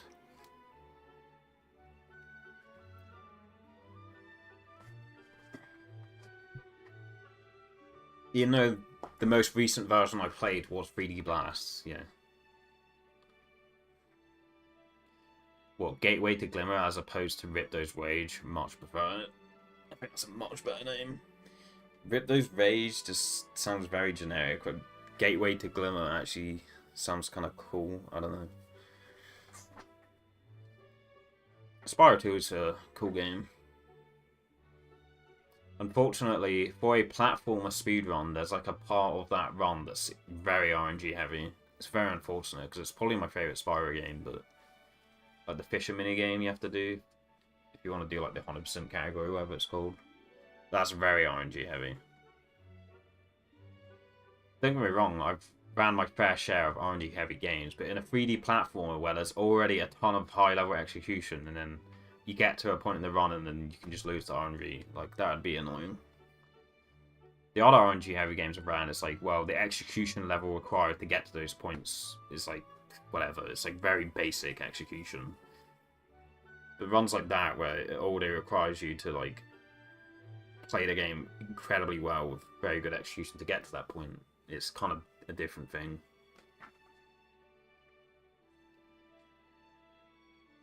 NTSC, it's called Sonic 3D Blast. Sonic Booty Blast.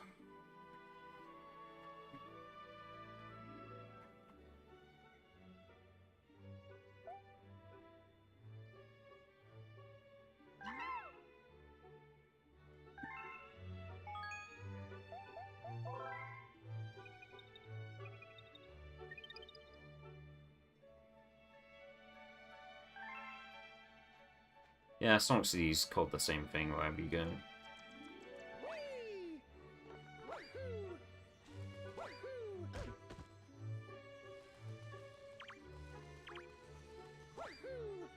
Sonic CD Blast.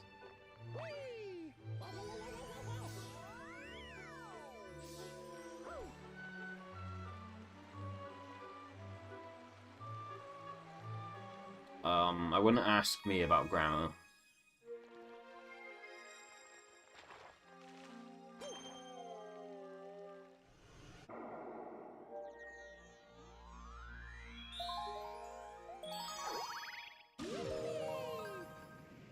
How is Sonic CD the true Sonic 4? Sonic 3 came out a year after CD, so it can't be the true Sonic 4. It literally came out before Sonic 3.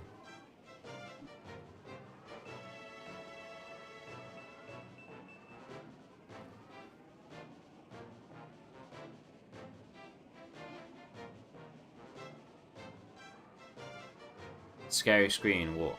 When you go on the sound FX and you go to a certain number and put it in a certain order and it comes up Fun is Infinite with the Devil. Yeah, I know what you're talking about.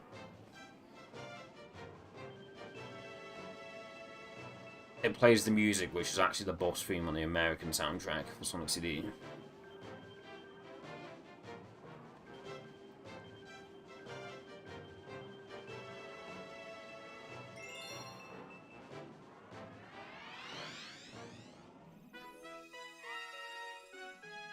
Yeah, I literally did this same star like half an hour ago, but it said this time it's in Daredevil mode.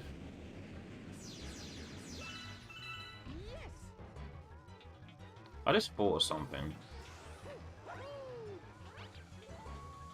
Like, I have so many memories of being annoyed at these Daredevil comments, but now I'm thinking, imagine if with the Daredevil comments you had to do the levels leading up to the bosses as well as the bosses with 1 HP.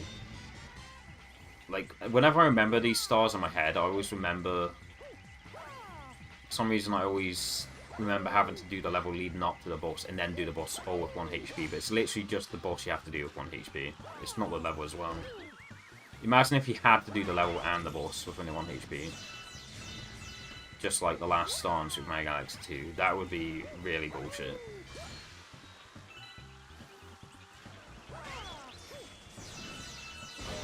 Wow. I got fucking owned.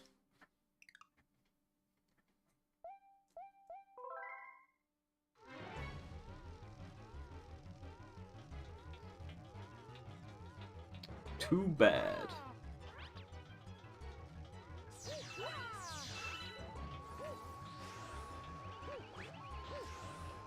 That was a subpar performance. Yeah, I feel like Pokemon is a common gateway for people to get into creepypastas. I feel like probably was the same for me as well, with the whole like Bean Beta, Lambda Town music. That's probably what got me into creepypastas. Because I remember looking up that stuff, and then I'd get suggested like some ordinary gamers old like creepypasta stuff.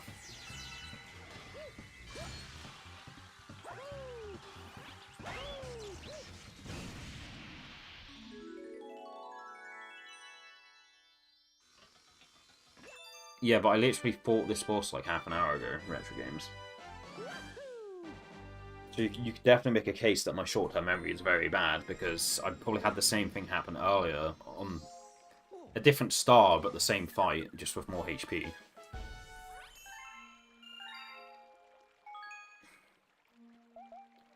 It's the capture card. It's definitely the capture card. Let me check, actually. What's the capture card set to? Match output FPS. Yeah, it's the capture card. It's 100% the capture card that scores on that. I always have to have the capture card set at 30 FPS, and today it's not set to 30 FPS, so that's the reason. It's the capture card.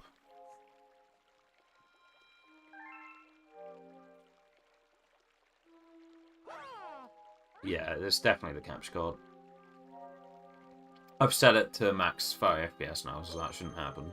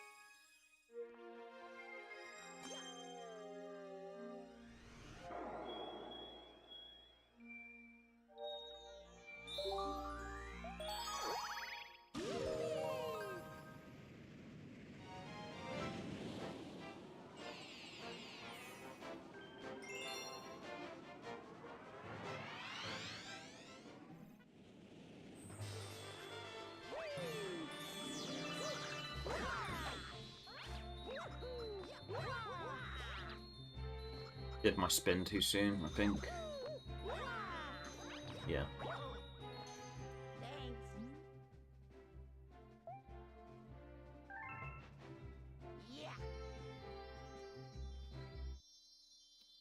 Damn. I'm not playing the game as intended. I was actually supposed to access the top of this house through some pipe, apparently. But no. Cheated not only the game, but myself.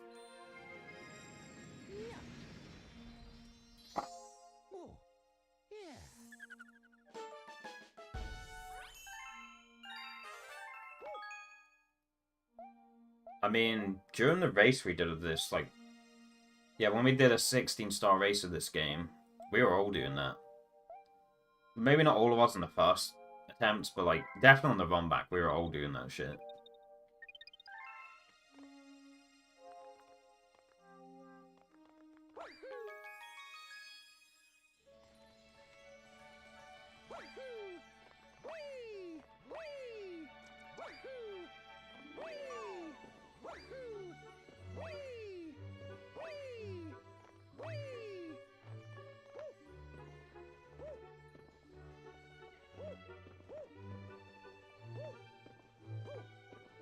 It's fine though. I've done several casual playthroughs of this game before, growing up, so it's not like I need to play it by the books completely.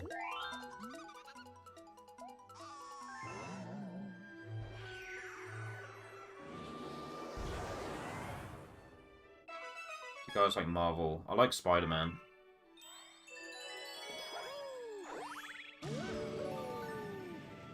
I'm not too huge into Marvel. I'm not saying Marvel sucks, it's just not really something I go out of my way for. Like, if I had to compare Marvel and DC, I'd definitely say Marvel's better than DC, but DC also has, like, Batman, so it's like...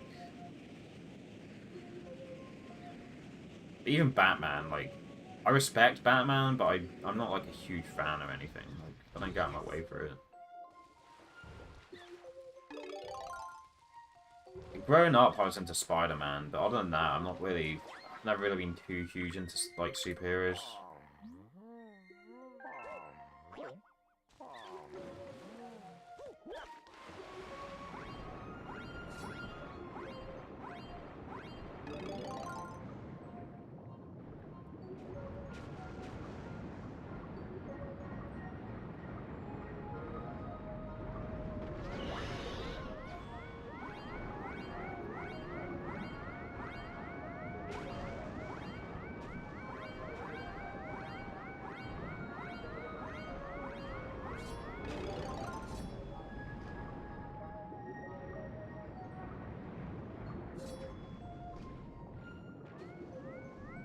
I think The Invincible was the first thing I've watched for over a decade where I've been like, man, I actually give a fuck about, like, the superhero stuff. Like, I actually care about what's going on. I actually feel like there's actual stakes on the line and I'm actually invested in the story and, like...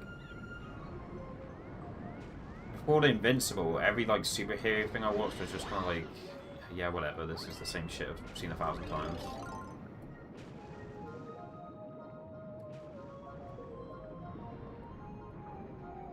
But, like, I'm actually, like, really into Invincible. Like, The Invincible, but, like...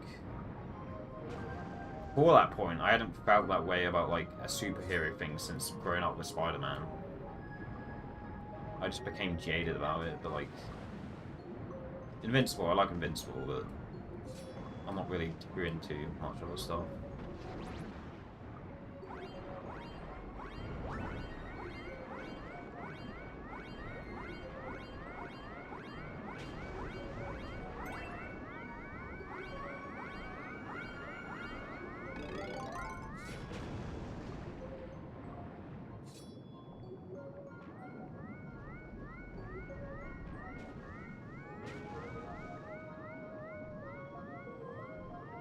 You could say something about me being like anti-big corp, but like Invincible's literally owned by Amazon, so it's like I don't think that's what it is. Nice damage boost there. Didn't spin the fucking shell into the eel. I actually just blew the shell into it and just took damage. When I could have literally just spun the thing into it, but you know, whatever. Forget where this is. Oh, it's here. Oh no, it's there, it's there.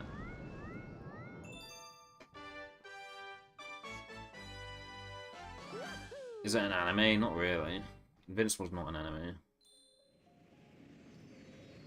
Yeah, Invincible's a superhero.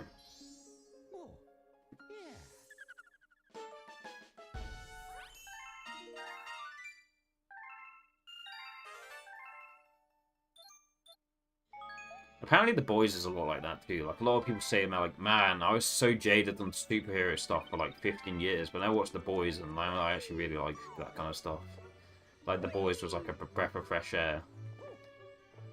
And I haven't tried watching The Boys, so maybe I'll feel the same about The Boys as well.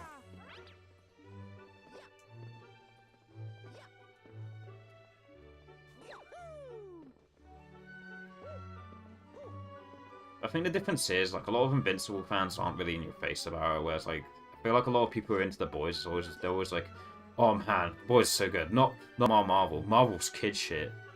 Marvel, that's for kids, but no, The Boys, like, it's actually really good. Like, Marvel's shit, but The Boys is good. It's always like they have to, like, shit on something else, like, sell that to people.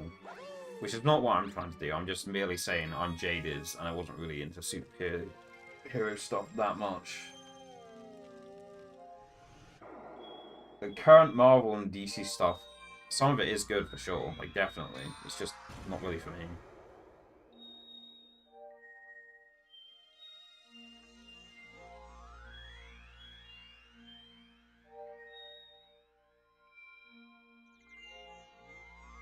Yay, another galaxy I suck at.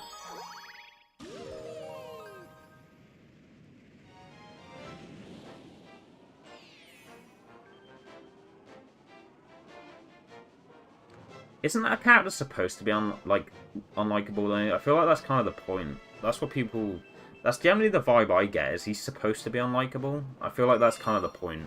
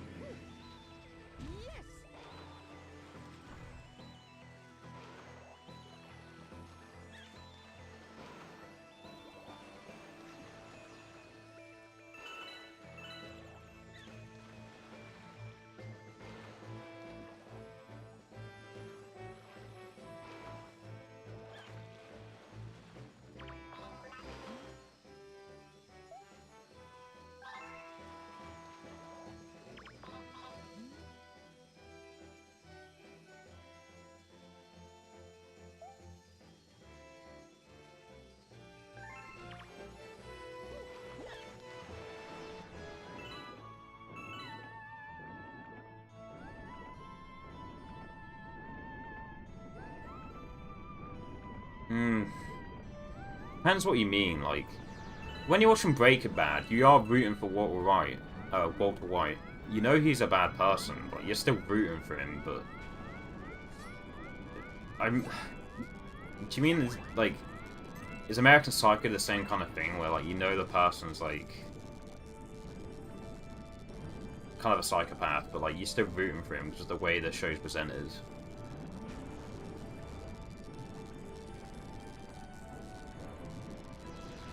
I haven't actually watched American Psycho, so I wouldn't know for sure, but...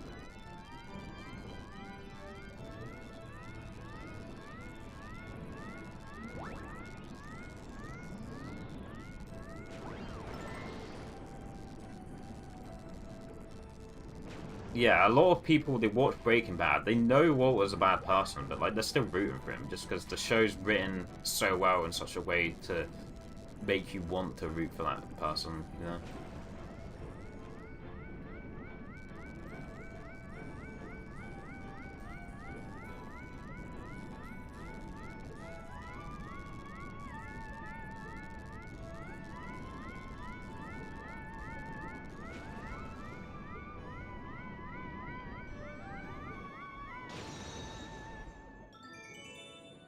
I mean, that's true as well. He definitely indirectly murdered people, but it's not like he, like... I mean, arguably he murdered more people than American Psycho did. But he didn't do it directly, so it's kind of different, but yeah.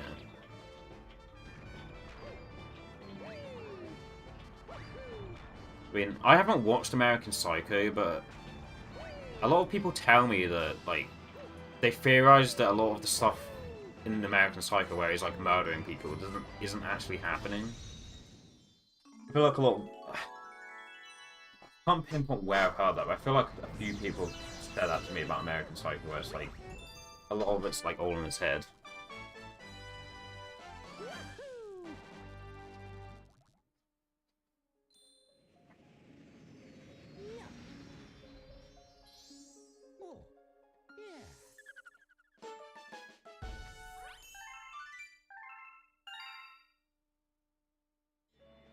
I didn't even know there was a film in relation to American Psycho.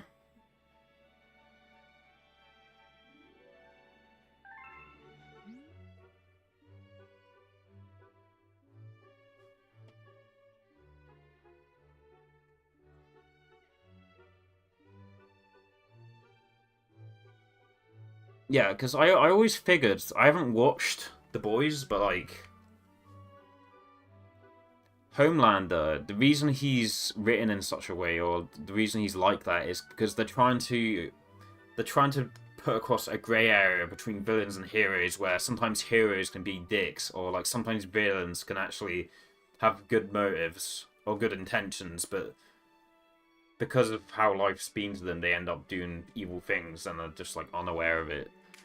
Like, I always figured, like, the way Homelander is, he's like that on purpose, because they're trying to...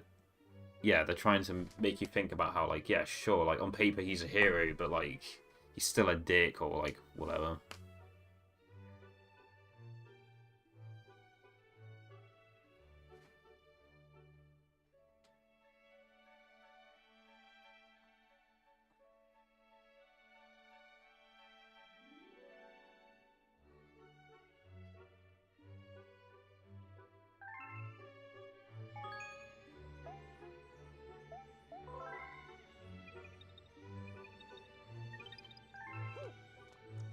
Yeah, I mean...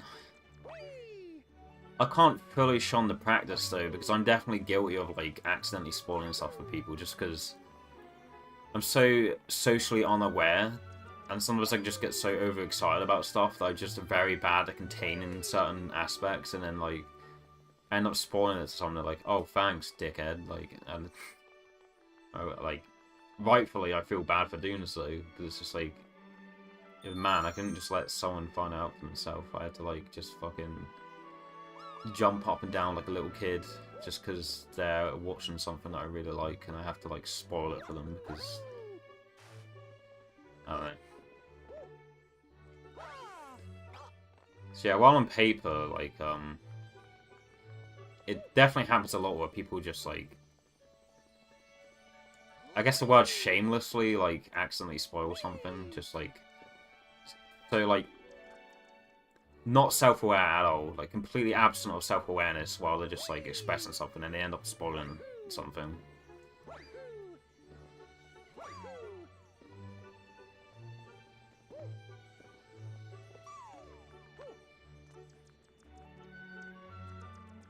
Well, yeah, it's like when I made you watch The Thing, you like correctly guessed like the second scene of The Thing. You correctly guessed what it was gonna be, and you're like, "Oh, let me guess. That's the thing that does this." And you're like, and I was like, no.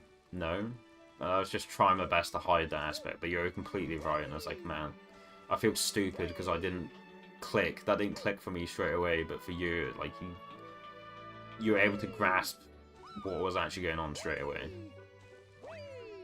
At that moment, I realized, man, I'm not very media literate. My media literacy is very not good compared to other people I've watched stuff with.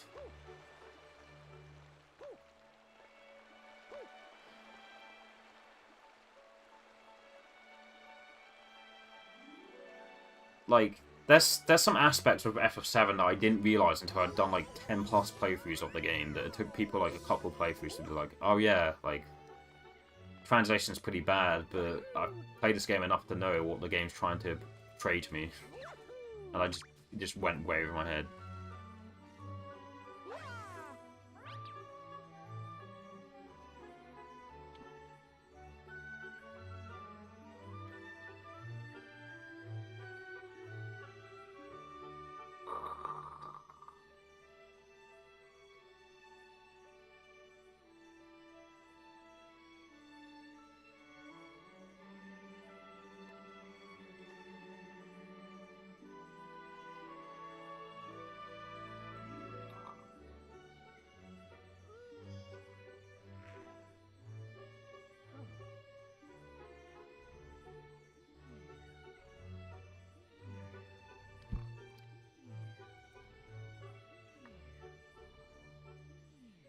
Yeah, if he speedrun though, he'd be a much better speedrunner. I reckon Retro could probably get all the times that I haven't speedrun in like half the amount of time it took me to get them. Probably less, actually.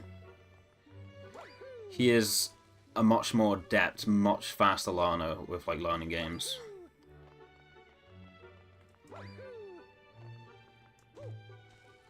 And a lot of people be like, well, that's not really saying a bunch because you're a slow as fuck learner. You know, like, you're a trash speedrunner and all this stuff, but like, yeah. You would get my results in a much shorter space of time, I would say.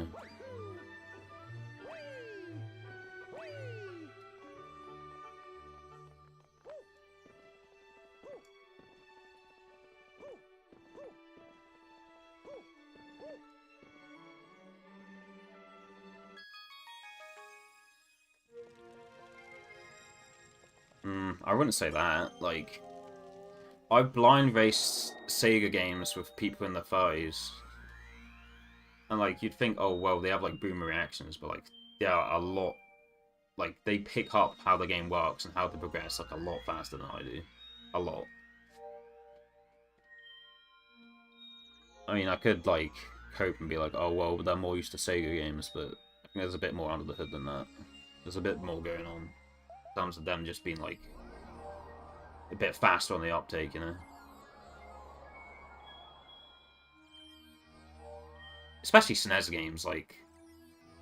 I get thrashed in Genesis races, but, like... You know, there's still some functioning brain cells there, but if I blind race a SNES game, like, it's I'm just dead bottom. Almost every time.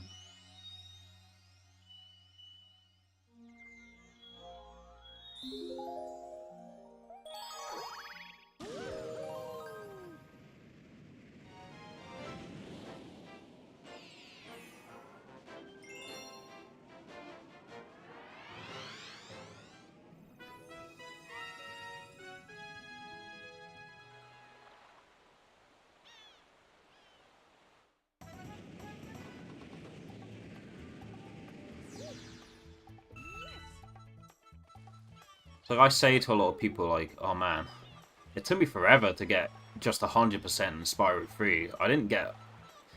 To even get 100% in Spyro 3, I had to, like, play until I was, like, 10 years old, and then they'd be like, bro, I won 17% in Spyro 3 when I was, like, 5. What are you talking about? Game's not that hard.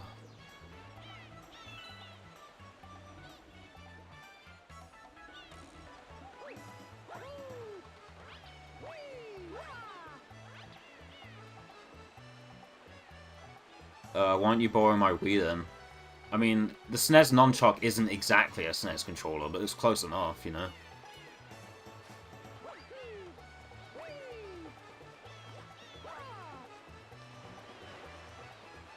And then I wouldn't have to piss people off by being like, oh sure, I'll race this game, but can you let me transfer this game to a RetroArch on my Wii?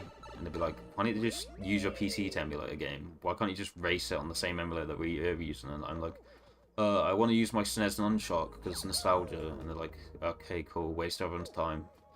Waste everyone's time transferring the game to your Wii and setting up your fucking SNES Nunchuck, putting your batteries in, when you could just be playing on the same fucking emulator as ours, but... You have to be so hyper-specific.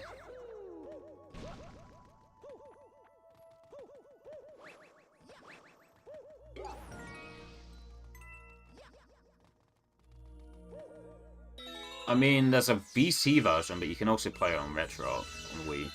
But there is, yeah, as I said, there is a Virtual Console version of Super Mario World, I'm pretty sure. No, wait, no, it is for a fact, because I was watching someone run Mario World on VC just recently.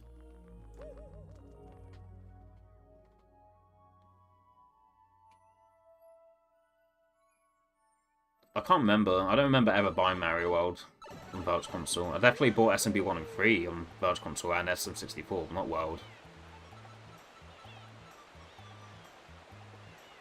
Sure, just buy it from the archive store.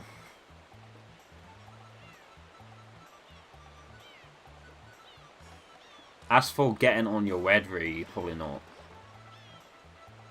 But for the white Wii that I have, yeah, I can just buy it from the archive store. Good old archive store.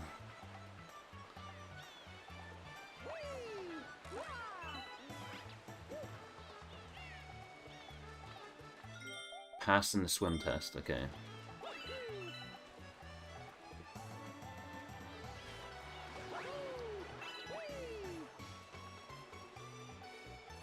Oh yeah, now you mention it. I thought it was Contra 2 or Super Pro Protector that we got through Nintendo Club with the points.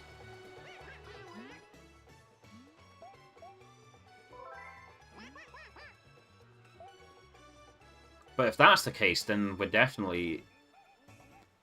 It's definitely valid for us to buy Super Mario World from the archive store if we have actually legally owned it on Virtual Console. Because there's otherwise no other way to obtain access to playing the game on that platform. Gold shell, huh? Oh yeah, that's right. When we transferred the stuff, we transferred it from the Wii to the Black Wii U. I remember now.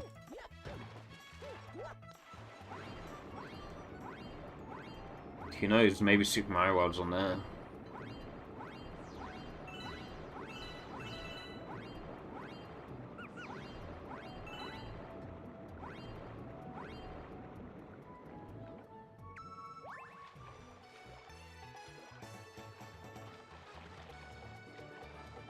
It's hard to say with Invincible though, because maybe I just started watching Invincible when I was like less depressed and starting to like appreciate life more and stuff.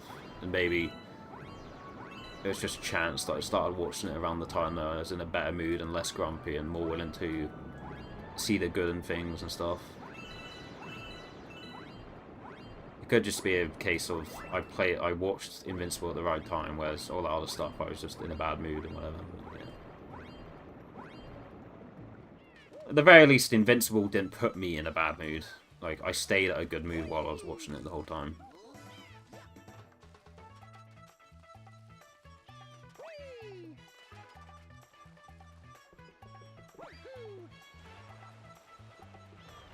Oh, there we go. Here it is. Steal it off these.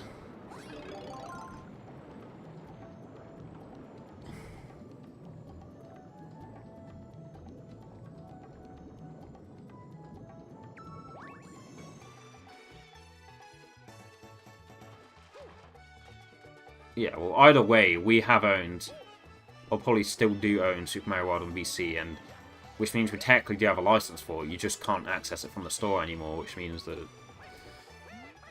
it's valid.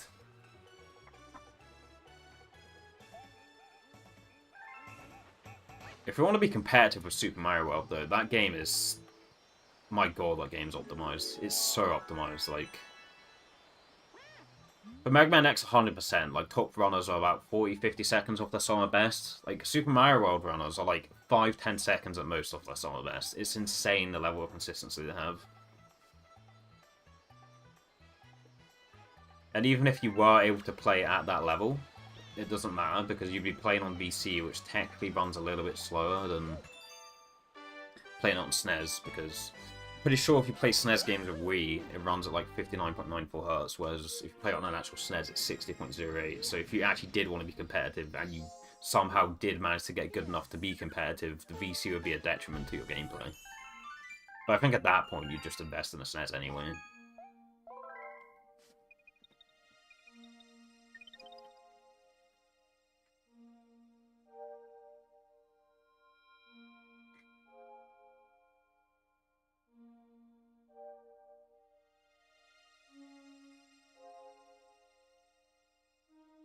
No.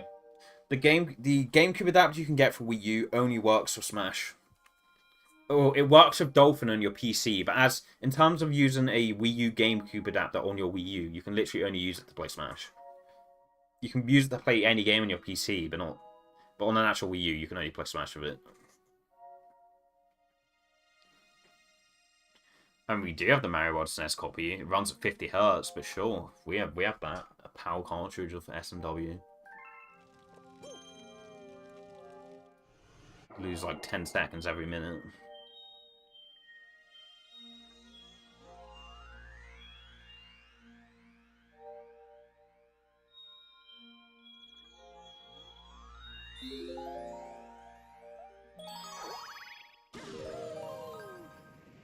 Which is weird, because on Switch, you can use that Wii U adapter for like almost any game. Even Super Mario Odyssey, you can literally use a GameCube adapter on Nintendo Switch to play Odyssey.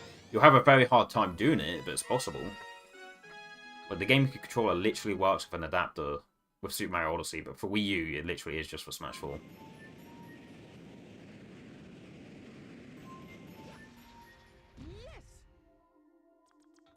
Yeah.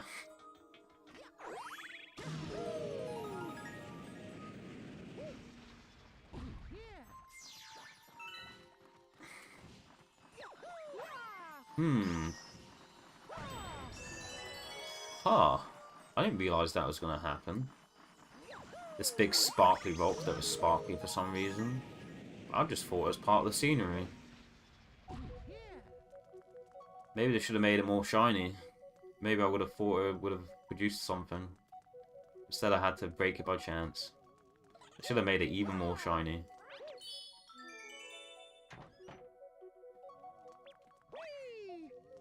Yeah, a lot of people who say that are like very average intelligence though. I mean, yeah, smart, like, great minds do think alike, but also people with an average IQ think alike to another person with an average IQ. So, while in some cases it can be a case of two great minds having the same thought process, a lot of the time when people say that, it's more like they both have like an average IQ, and it's like, yeah.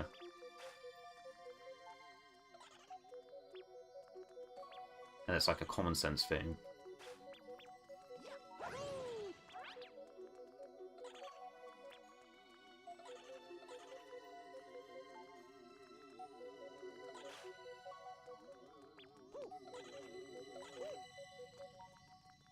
So like, I remember when Breath of the Wild came out, and there was a lot of people on Facebook being like, all these people getting a Switch with Breath of the Wild. I literally just bought a used Wii U, and I'm playing it on that. And they were all like, gassing each other up, being like, oh man, great minds think alike. Yeah, like, yeah man, like, wow, you're such geniuses, because you decided to get a used Wii U to play Breath of the Wild instead of a fucking Switch. Like, man, you're so clever.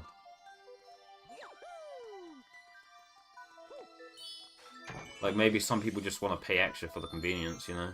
Of being able to play it portably.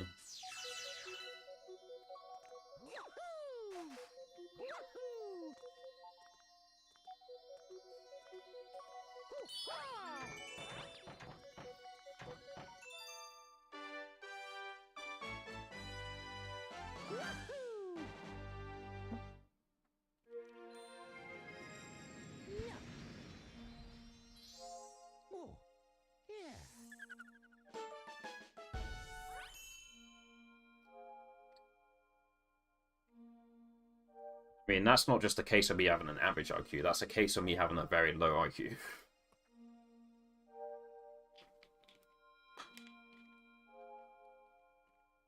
But SMO balances it out. Any aspect of me being dumb for doing that was countered by the fact that it allowed me to play Odyssey.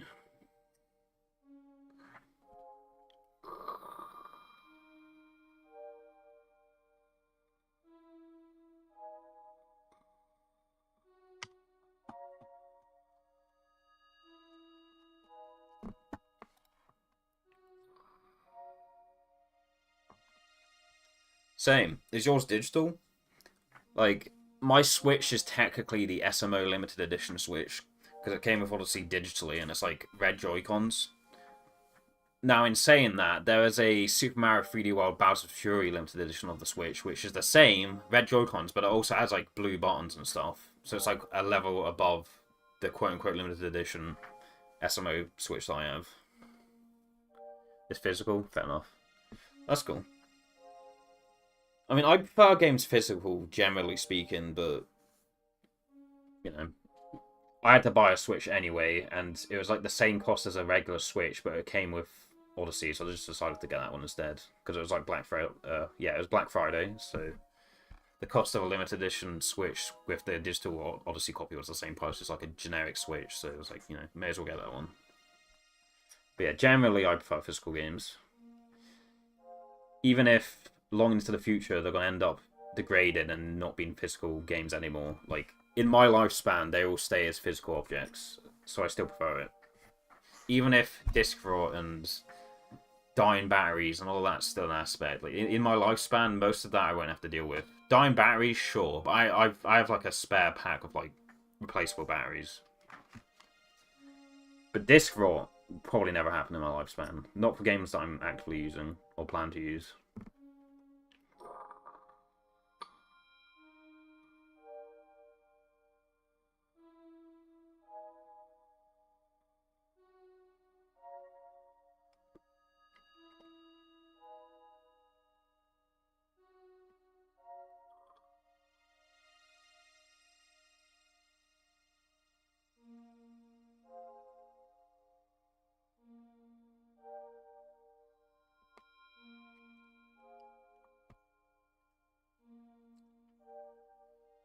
I mean, that's actually the reason I rarely read manga, because if I was to, like, properly get well invested into manga, which I've read mangas before, but not, like, as heavily as I've watched anime, I feel like I'd have to actually physically own them, because, like, I've tried reading mangas online, and it's just, I don't know, it just doesn't hit the same, but, like, I feel like if I actually bought, like, a set of manga, I'd actually, like, really enjoy reading them. But manga's also very expensive, especially if you want to get every volume with every plot point. Like, if you want to get a full set of a series, it's so expensive. Of course, the alternative is, as I said, it's reading it online, but it just... I don't know, I don't enjoy reading manga online as much as I enjoy watching anime online. Like, I think I would prefer manga to anime if I was reading them physically, but it'd also be super expensive.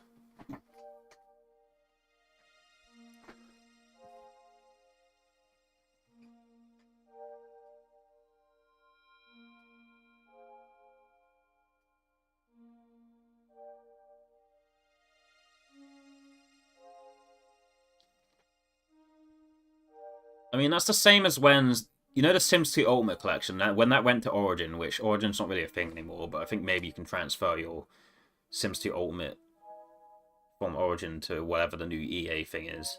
But anyway, they offered the Sims 2 Ultimate Collection for free for all the expansions and stuff, and I knew someone that got really annoyed about that because they actually paid for all the expansions and Sims 2. But I was just thinking, I've seen you emulate games on your phone, like, so many times. And while you were doing that, I was, like, collecting the games and actually buying them to, like, play fast to, like... Sure, you can get annoyed that you've paid all that money for Sims 2, but, like... The other way of looking at it is, like, I've paid all this money to play all these older games, but then you just emulate them. So it's like, how are you any better than me just getting Sims 2 Ultimate for free on Origin?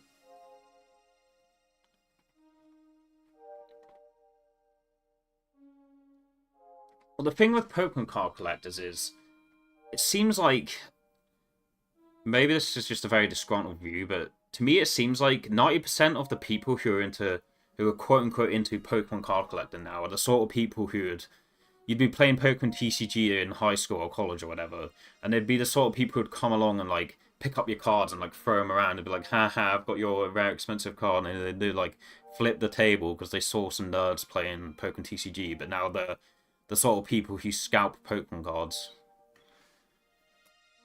To me, it seems like that. It's just, I don't know. It pisses me off even more because, like, not only are they scalping cards, it's also like they are the ones making fun of us for being into that kind of stuff when we were growing up, but now they're doing the same, but, like, they're just doing it for profit.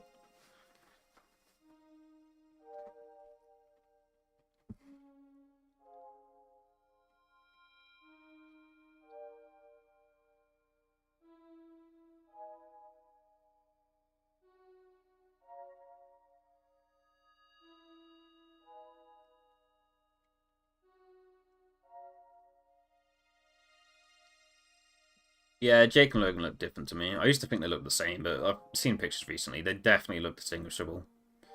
Very different. They definitely look different. Like, you can see some resemblance, but you can definitely tell they look different.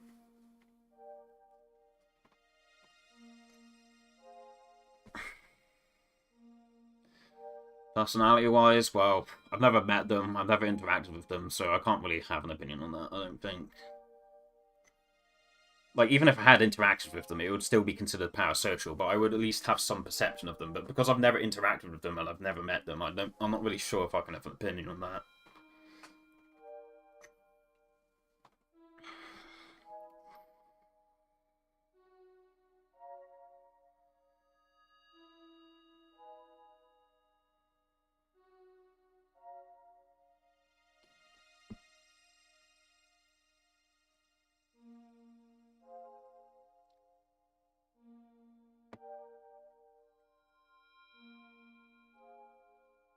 Because Logan Paul was like one of the figureheads for the Prime drink.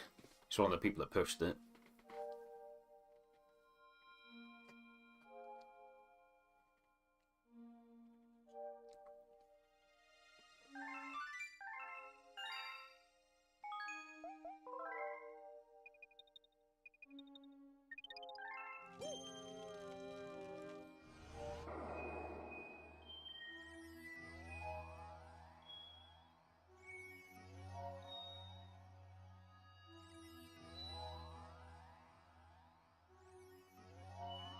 It is a topic change, but it's also, Logan Paul is associated with the Prime drink series, so it's like, yeah.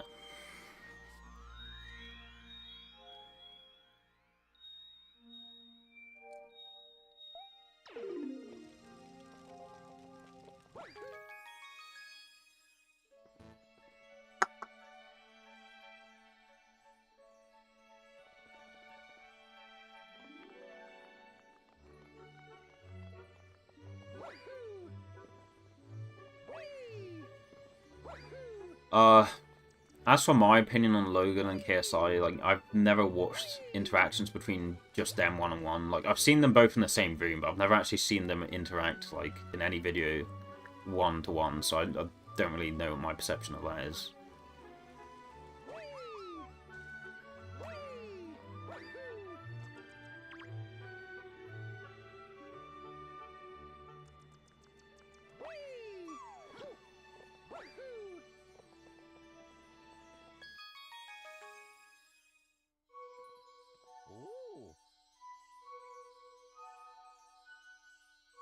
Let us begin. I've completely forgotten how to access the bedroom.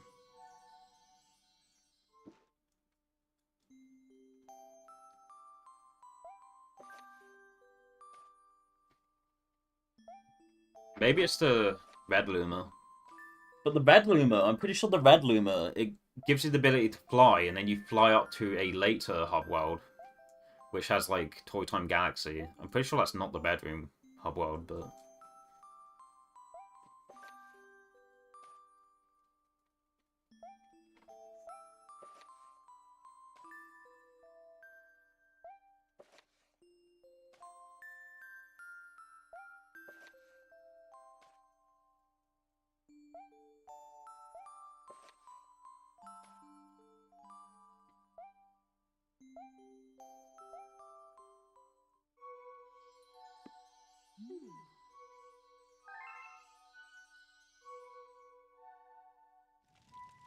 Very close to backing out of it. Prime tastes like shit. I've never tried it, but apparently has lead in it. Though in me saying that, a lot of nicotine products contain lead, so I'm consuming lead whether I like it or not. But I also don't want to consume 2 lots of lead at the same time that I don't have to. Oh, G Fuel is the one that has lead. No, sorry, I forget the two. It's G Fuel, yeah. But I've never tried Prime. It just looks overpriced, you know?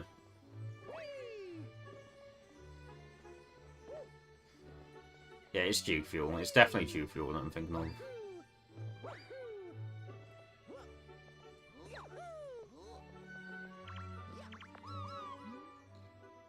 A worse Powerade, man.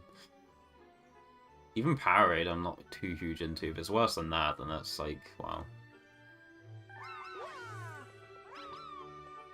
Okay, I think the bedroom is around the corner here. Yeah, okay.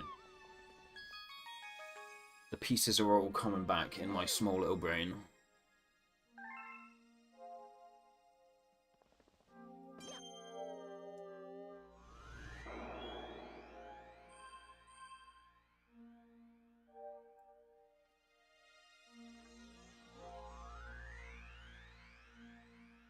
Yeah, they are now, but back when I was like first saw them on the shelves, they were like a fiver. Maybe I'm thinking of specific flavors, but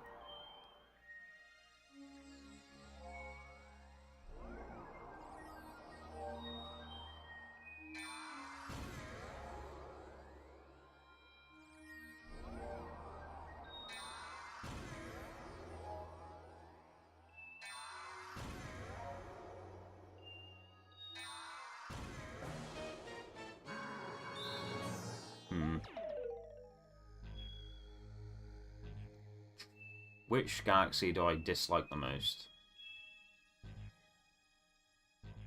I have a mixed opinion on that one.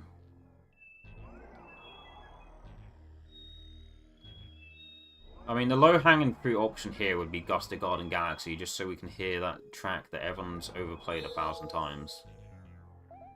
But because of Mario Maker 2, I'm kind of jaded on that track. It's a very good theme, but it's like I've heard it way too much that I just don't care. So I'll probably pick this one.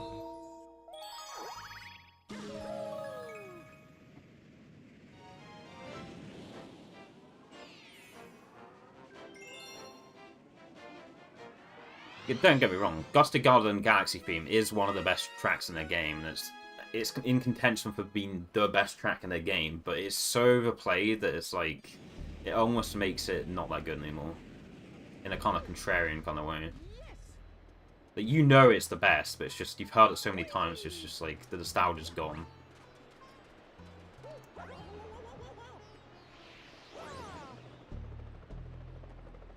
I mean, that's exactly what we're talking about, the soundtrack. It's such an overplayed track. It is probably the best track in the game, but it's just, I've just heard it way too much. It just doesn't have the nostalgia it used to have for me. Okay, that was completely stupid.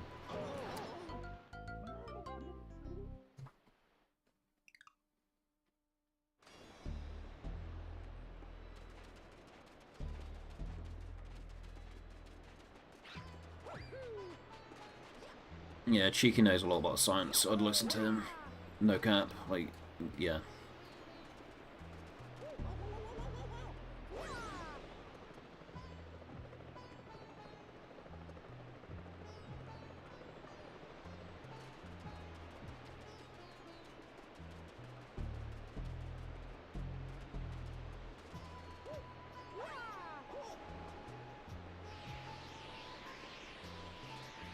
I mean, you could say the same thing about speedrunning, though. I mean, I am of the opinion that me playing certain games an unhealthy amount has made me like the things less. And somewhat ruined them in a way. But I mean, speedrun is the same principle. You're just... I mean, you're not exactly doing the same thing over and over again, because you're gonna... The average speedrunner is going to implement a new strat every time they get a new PB. Every time they get a new PB, they're going to learn a new thing, and they're going to try and they're going to try and weave that PB, or that strat, into their next PB. So in that aspect, they're not doing the same thing over and over and over again, and expecting different results, but in essence, they pretty much are. Especially the proven to be most successful way of learning speedrun, which is to just learn everything before you start a run. In terms of attempt count, that is known to be the most efficient approach. Then you really are just doing the same thing over and over again. Because you've learned everything beforehand, you're just getting more proficient and consistent at it. So while I see where you're coming from, like, I've literally replayed the same games on unhealthy amounts, so...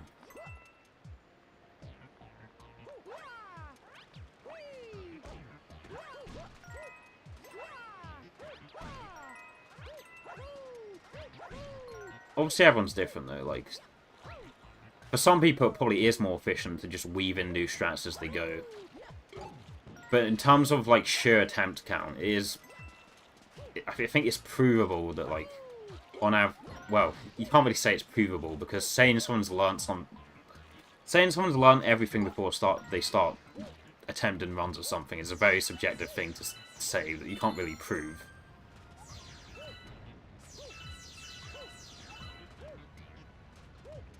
So me saying this is subjective, but I feel like on average, in terms of sheer attempt count, you'll have more. You'll see results faster if you've learned everything beforehand, but it's obviously not the same for everyone.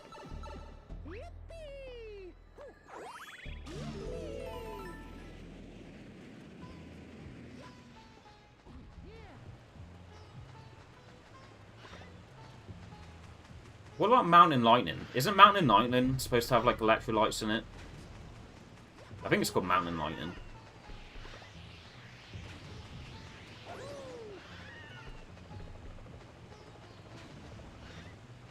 That's not... Yeah, it's going to stay within its area. Maybe it'll drop a bomb on me. I'm not sure. But yeah, Mountain... I could just pause the game, but then you don't get to hear the music. Mountain Lightning. I think it's called Mountain Lightning.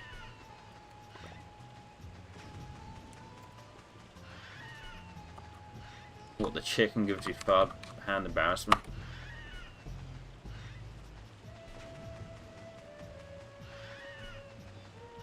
Yeah, Mountain Lightning. Mountain Lightning. Versus Prime. Because, like, Mountain Lightning has been around for a lot longer, and that's known to have electrolytes in it, or it's branded as having electrolytes in it, and that's why some people drink it.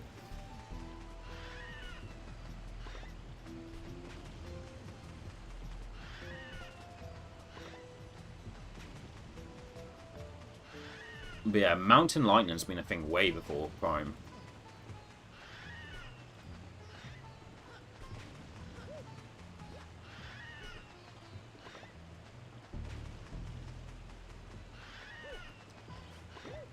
So like Prime using electrolytes as a marketing selling point so many years after the fact is very much a buzzword. Because they are far from the first to do it.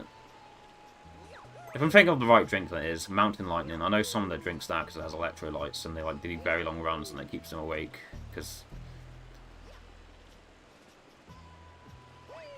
the half-life of electrolytes. I said half-life of electrolyte. That makes no fucking sense. But like, the effects you feel from experiencing the half-life of caffeine is a lot more detrimental than like electrolytes wearing off or whatever. Like, as soon as the caffeine stops working, it stops having its effects, like, the side effects you feel from that are a lot more severe than, like, the Mountain Lightning wearing off, or stuff like it. It's probably an American drink, it's probably what it is. Yeah, I've known, like, people who run very, very, very long categories for a lot of time. During the week, they will do like very, very long runs, and they will attempt it quite a few times, and they rely on that to keep them awake and focused. You swear you lose on you drink sports drinks being. Yeah, exactly.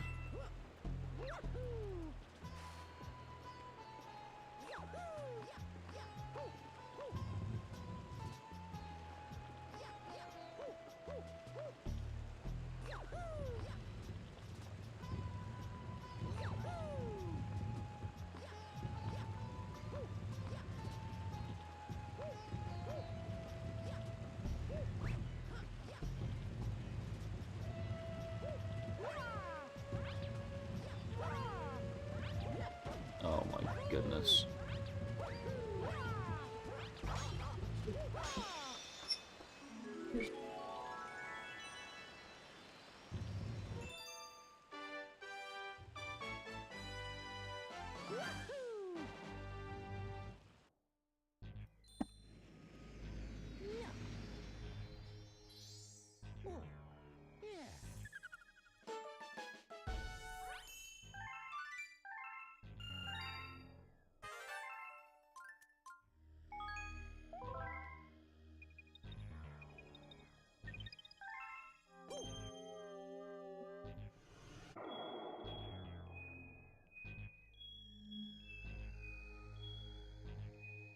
Ah, whatever. Let's finish the stream off with some nostalgia bait. Get the 3 starts here.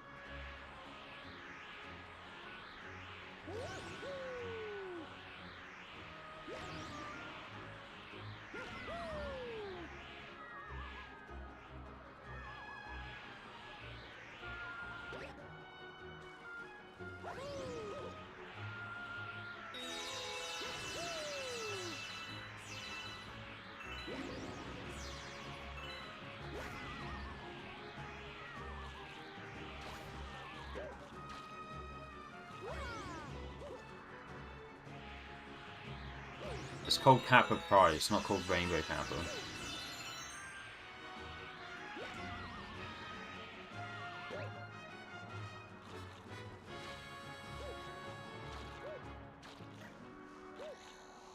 I mean, I'm gonna have to rewatch that new Wallace and Gromit, because I definitely missed a lot of what they were saying. In terms of the sheer content, though, there's definitely a few things in there that are for sure nostalgia bait.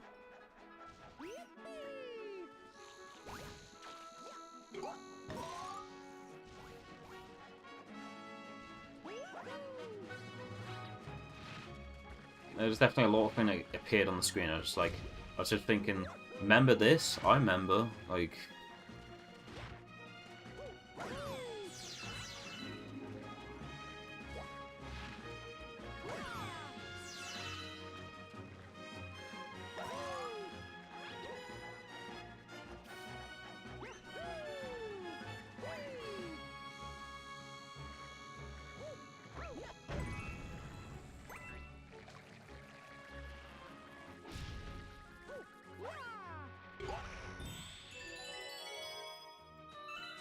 That being said, I'm over here saying nostalgia bait is like a bad thing, but I'm literally using scan lines on an upscaler, so it's like, how am I any better? Literally playing a HDMI game, but I decided to add scan lines to it. Like, you couldn't be more nostalgia bait than that.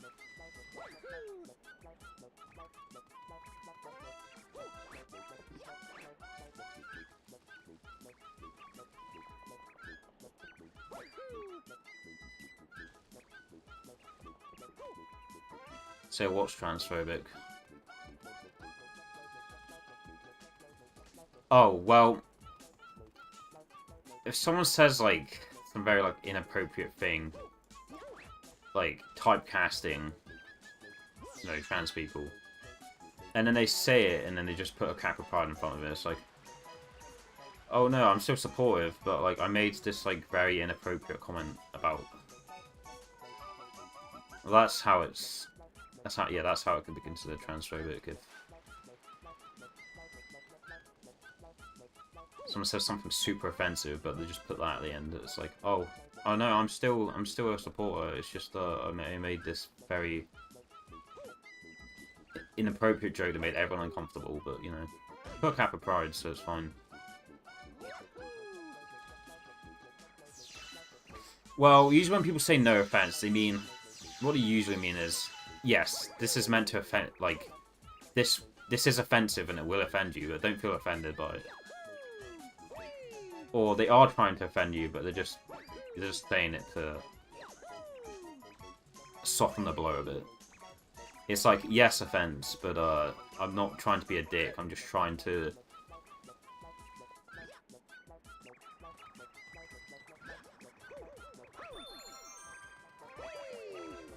Like, if someone wants someone to grow from something, like a mistake they've made that they're clearly not acknowledging, and they call them out for it, but like, they also don't want to come off like they're just being a complete dick for no reason. They're actually saying it to try and encourage the person to be better and do better. Then they will just say no offense. Sometimes people do just it's not even constructive criticism. It will be the most, like, blatant, like, unfair criticism. And then they will just say, no offense, but this thing that's not constructive and doesn't really inspire growth.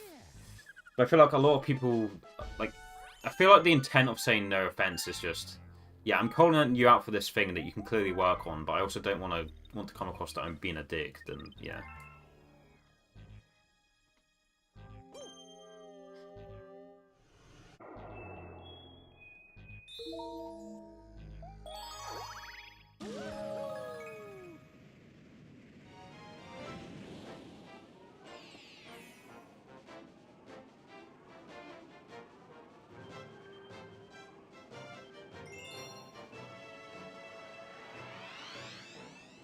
I don't know, it's the same kind of thing, though. It's like... Okay, I'm not specifically targeting anyone when I say the word incel. Like, I'm not harassing anyone, like, calling anyone right now an incel, but... Say someone makes, like, an incel comment, and then did put, like, Hot Pocket at the end. Like, you know the emote Hot Pocket, where it's like a... angry girl with, like, light blue neon hair. I think a lot of the time when people use the Hot Pocket emote, they're saying some, like, the most incel thing you've ever seen, but they just put that emote at the end, and it's like, oh, look, it's acceptable now because they used it with the funny emote.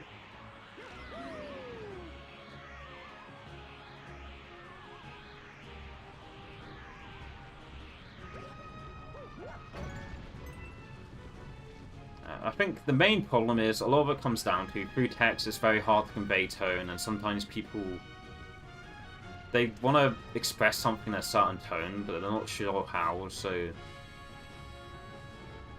And then they see other people use a certain emote in a certain way, and they're like, well... And they become indoctrinated, and they're like, well, I don't know how to convey this without coming across a certain way, so if I put this emote here, then surely the streamer won't think I have any ill intent behind what I'm saying, right? But a lot of the time it just comes across as, I'm not funny, but I'm trying to be funny, but I'm actually super offensive and just being a complete dick.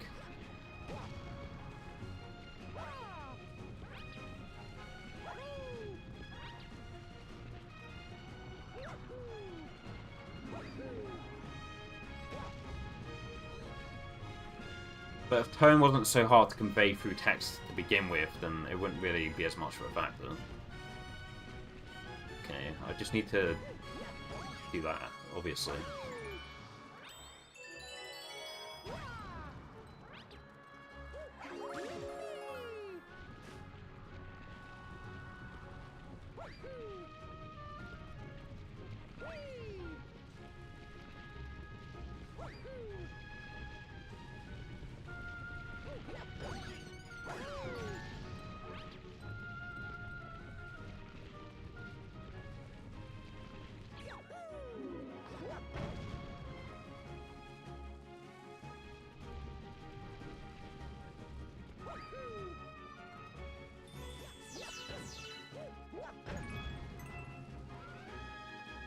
I feel like there's been a bit of a resurgence of that recently, with like people using the word gay to be like an insult. It's like, I feel like a lot of people have gotten bored of using the word cringe, and then they get nostalgic for like certain words they used to say among their friends, and I feel like there's been a little bit of a resurgence.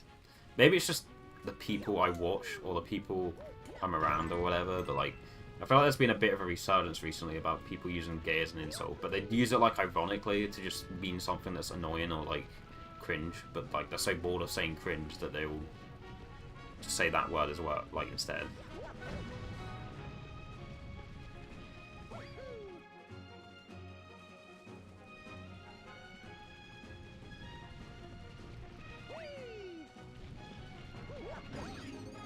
But also a lot of people use it ironically that are, you know, gay or gay adjacent themselves. Just because it's like a reclamation word, kind of.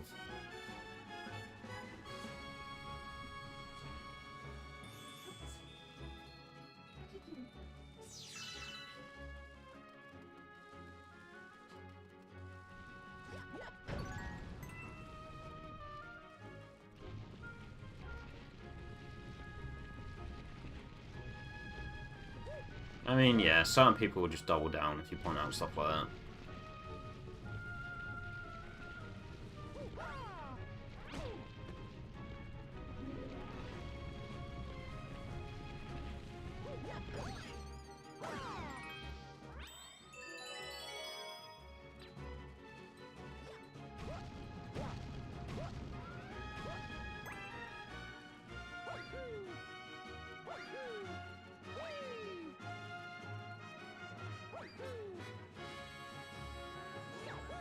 I think to certain people it's empowering to feel like they're speaking up against a woke crowd or goddamn liberals or whatever. Like, they feel really empowered by just deliberately like saying certain things.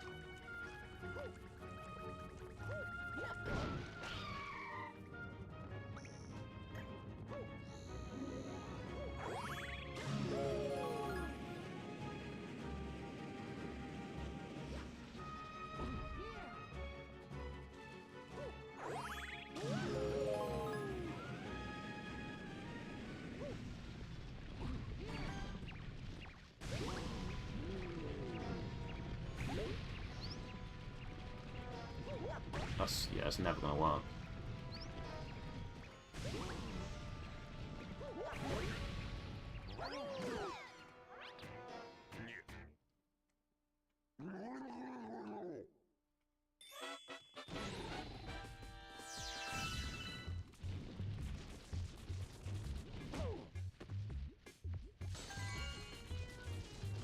Okay, if I remember correctly, the shell shows up, it goes down. Yeah, there we go. Okay, I remembered the pattern. I remembered the pattern where he gets up, he goes back down, and but I still messed it up. Despite remembering that's the pattern he follows, I still somehow got hit by him.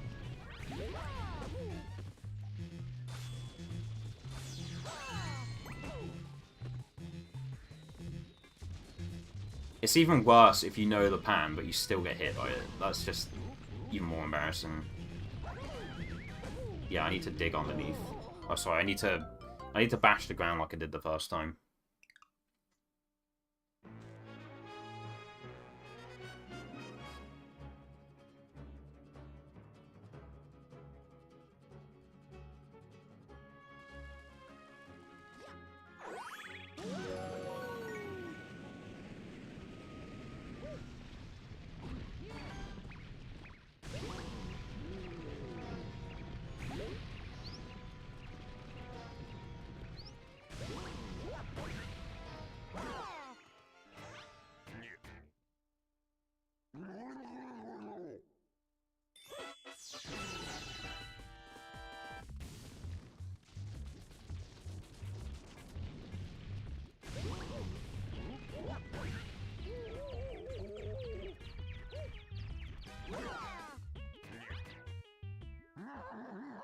Yo, Solid Snake, thanks for the raid, man. You playing more, Shenmue today, or do you do some more SMRPG? I noticed you were on an SMRPG yesterday, I think. Okay, I forgot to bot bash the ground again. Okay.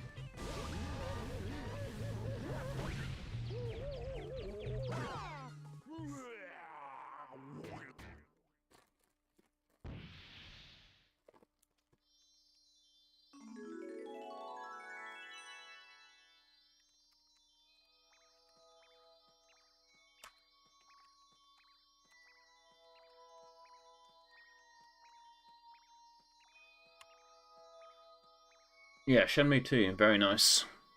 Yeah, I didn't grow up watching my brother play Shenmue 1, but Shenmue 2, I used to watch my brother play that a lot on Xbox. I used to love watching my brother play that. I've tried playing the Shenmue games myself, and I don't know, I get bored easily, but I can watch people play that, and it's chill. I like Shenmue. I like watching it anyway. Yeah, I hope you had fun with that.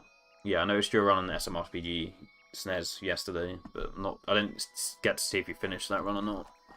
I hope it went well.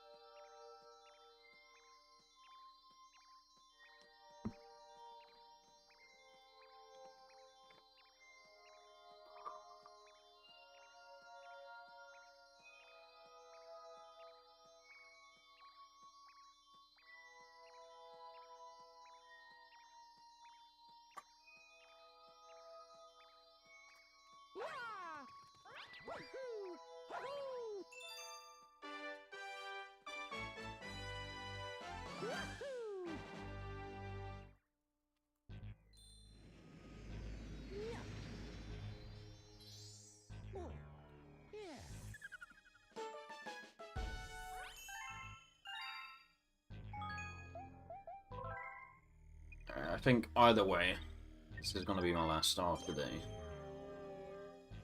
I finally remembered how to get to the bedroom, evidently. It took me a while, but I'm here. I'm here in the bedroom hub. And I know how to get to the next one. You use the fly ability to get to Toy Time Galaxy and such. I remember that, I just couldn't remember how to get here, but I'm here now. So we won't be as stuck the next time we play, but yeah, this will be my last star of the day. Well, we've done 2 stars of this, 1 of this. I may as well top it off with a different galaxy. I have mixed opinions of this one. Like, sometimes I have fond memories of this galaxy, and other times, like, man, I got stuck so many times on certain stars in this galaxy. Died so many times.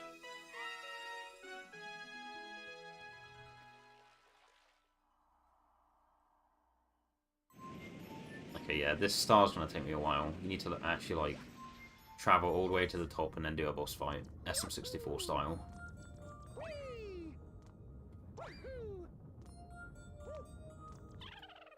In a lot of ways, I kind of do like this galaxy, because it's kind of like... Not completely, but just in terms of the structure, a lot of the areas of this galaxy is very SM64-like. You know, you start at the bottom, you traverse all the way up to the top, you get to a boss, you fight the boss, you get a star. It's very nostalgic SM64 kind of stuff. But then there's other stars where it's just like, man, this is bullshit.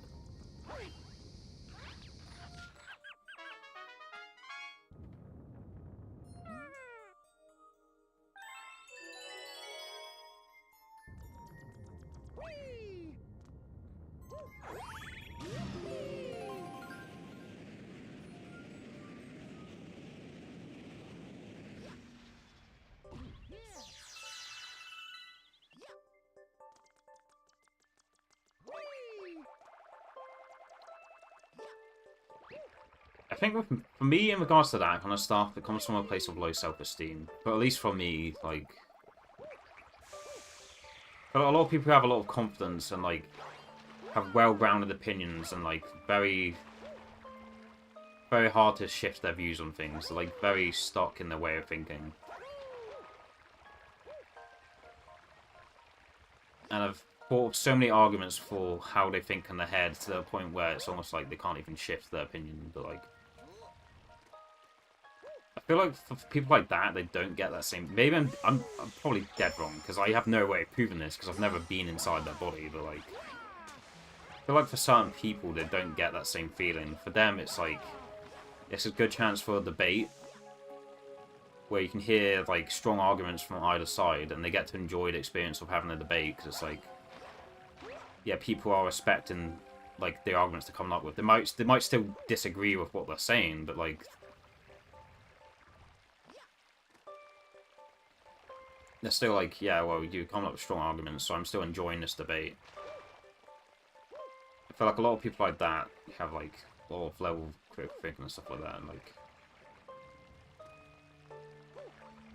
I feel like, as I was saying, I've no way to prove this, but I feel like they don't get the same feeling in their chest. They enjoy it because they have a lot of confidence in themselves, and they don't feel insecure about what they're saying because they don't feel like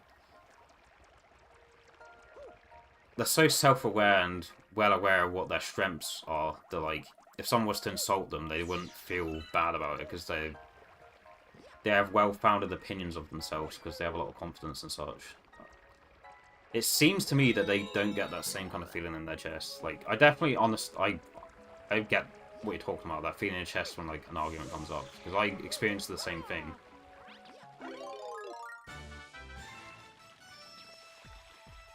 So I don't really have... I mean, I like to act like I have strong opinions, but I can very easily have my opinion be shifted if someone argues it in a certain way.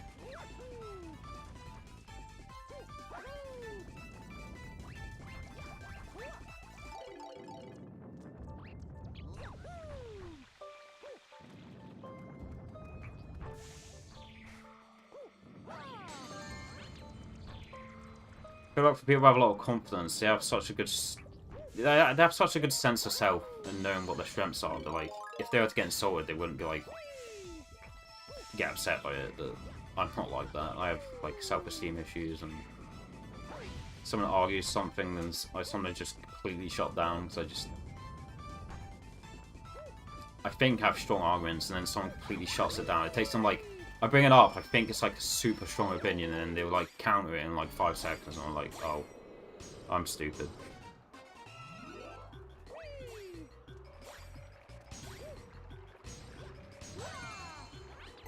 No matter how many times or how much time I put into obsessing, like if something annoys me or someone argues with me or something, like I'll stir it about in my head for so long and thinking of so many counterpoints. And then if the thing comes up again, I'll feel so certain of myself, like, yeah, if you didn't think about all of these things that I've been certain about in my mind for like the past month since the last time this discussion came up. And I'll feel like so like confident in it. And they will still just shut down immediately and just be like, well, no, that doesn't make sense because this and that. It's just like, it doesn't matter how much I obsess over something, like critical thinking just isn't there and I cannot argue.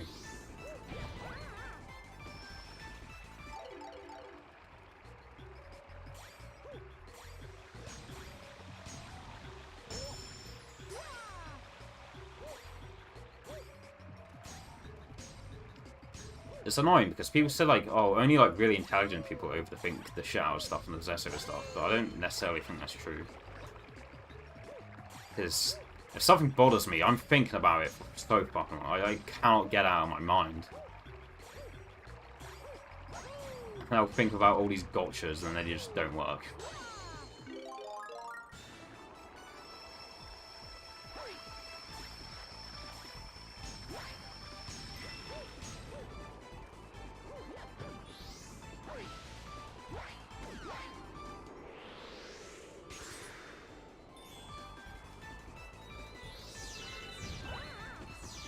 I am very stupid.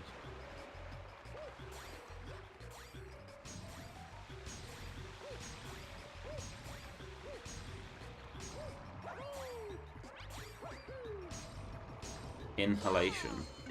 What, you mean like breathing? You're saying inhalation as opposed to breathing.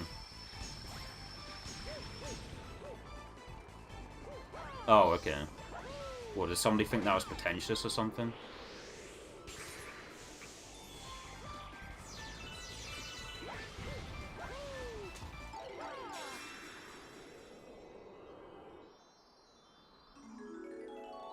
Yeah, it reminds me of when I was referring to, like, bronies who are women as, like, Pegasisters, because, like, a lot of people in the brony community who are women, they refer to themselves as Pegasisters, and, like, I brought that up, and people are like, that's not a word, no, they're just bronies, but they're women. What do you mean? They call me, like, an R word and stuff, like, you just made that word up, that's not a real term. Who the hell says Pegasisters? It reminds me of that.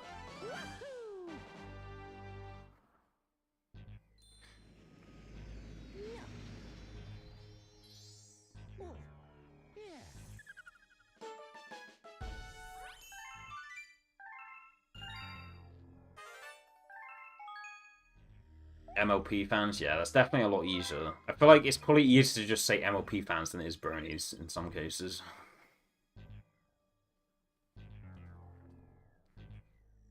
Why MLP? I don't know.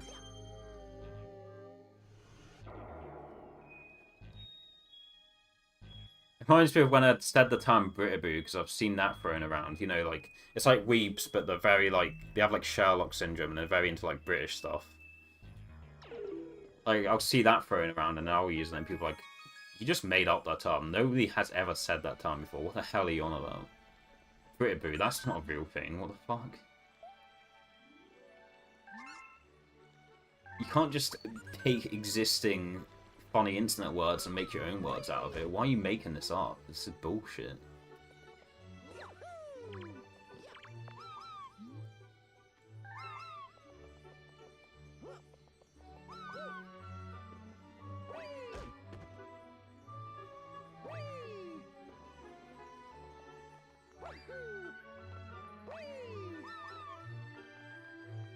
I don't know. I'm a bit of a normie. I feel like I'm so basic that if I didn't care what people thought about me, I wouldn't end up, like, improving at anything.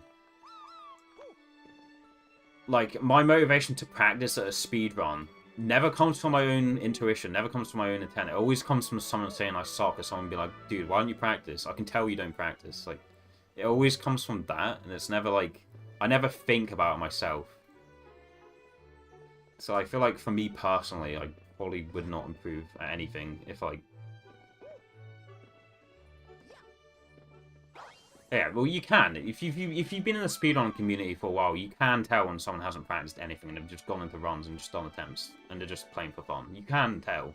If you've been in the scene like a long time, you've watched a lot of streams and stuff, you can definitely tell if someone's just not done any ILs. They've just gone in, sent runs, just played the game for fun, but they've got splits on their side. There's nothing wrong with it, but it's like...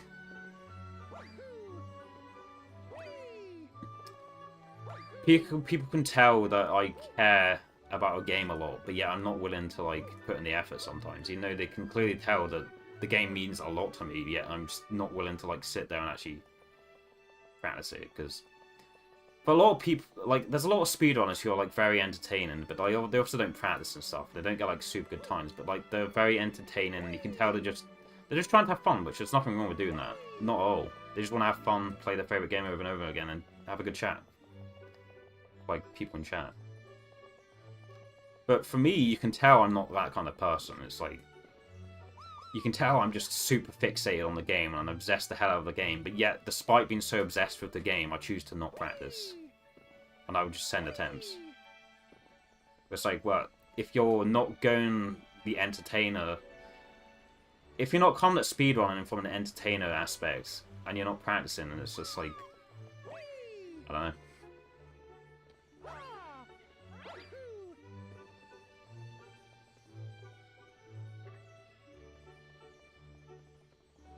Yeah, no, it's just... I can definitely understand it, because I can come across as pretentious at times, like, very pretentious.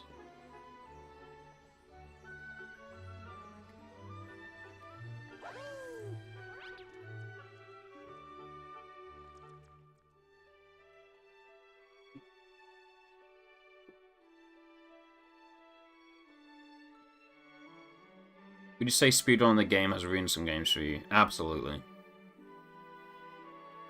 There's this term that another speedrunner that I respect a lot, they coined it. It's called speedrunner syndrome, where it's like they can't play a game without thinking about how they speedrun it, or they can't finish a casual playthrough of a game without going on to like run a game, and they always have to try and bring speedrunning into every aspect of gameplay that they do.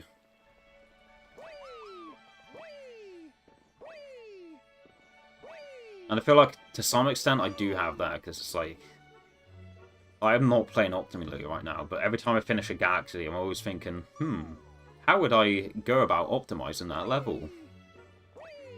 Or like earlier, when I talked to Luigi on top of that house in Good Egg Galaxy, instead of like going through the popper path and going the pipe, I decided to backflip, hit the wall, jump, spin, and just get to the top. I mean, that's completely different because I've never actually ran this game. It's like...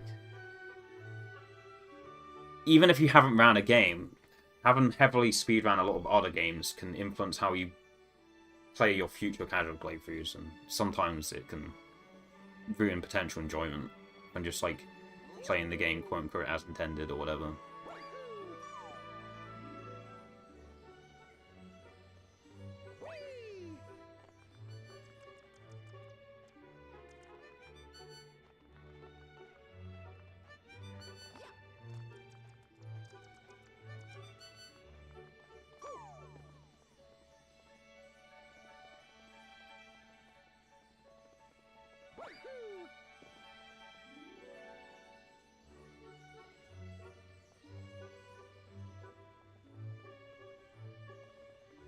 Alright, that quote definitely comes from a good place, as long as you don't evilishly lie for her and don't give what other people say. I definitely see where it's coming from, but there's also a famous saying where the road to, or the pathway to hell is filled with good intentions, or something like that. It's something along those lines. How in someone's mind they could be thinking they're doing everything good, and intentions are always good, and everything they do is always with the right intent, but they might be ignoring other perspectives of how they're behaving or whatever.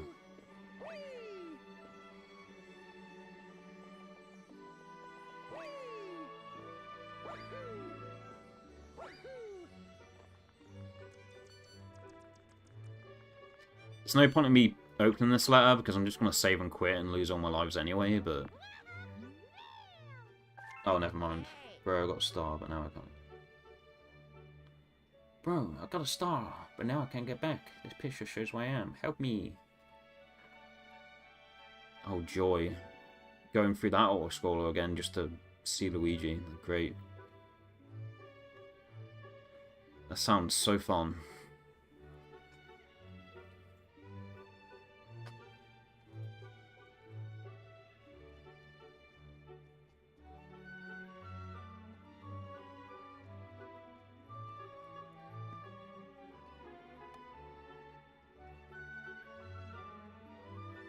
Blank Space Command.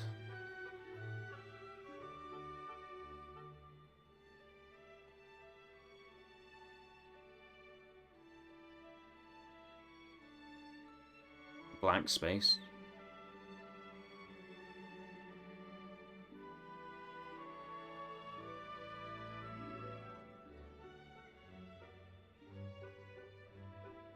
I don't know what you're referring to be honest.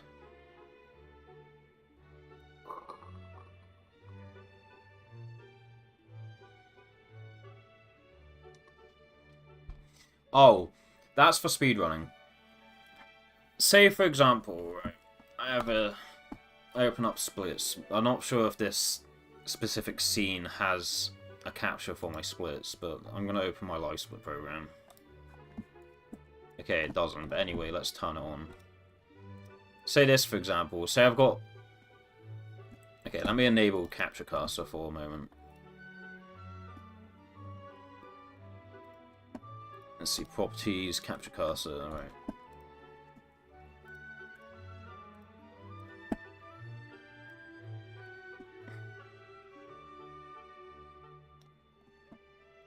Alright, say for example, right, where I have my splits here.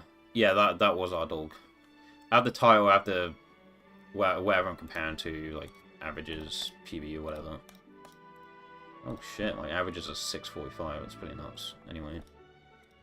Yeah, below these splits, there's like a whole bunch of blank space. And then I have my timer and then all the rest of the bullshit, which is mostly cosmetic and mostly just cope.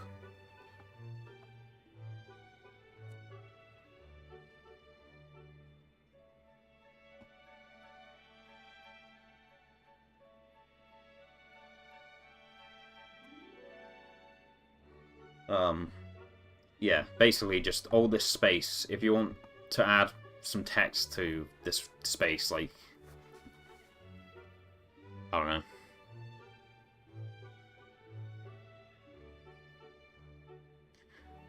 Yeah, I think I was doing an FF9 one once, and I had that redeem, and then it redeemed it, and it was like some copy pasta about FF9 and Dine, because Dine is like FF9's version of Limit. And there was like a copy pasta about that. And they replaced the words with my name, and like for a while I had my splits with that text because it got redeemed.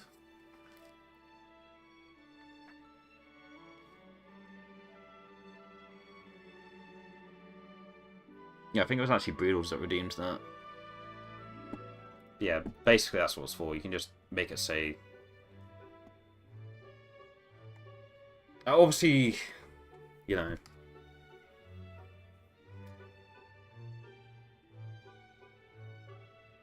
How do I word this?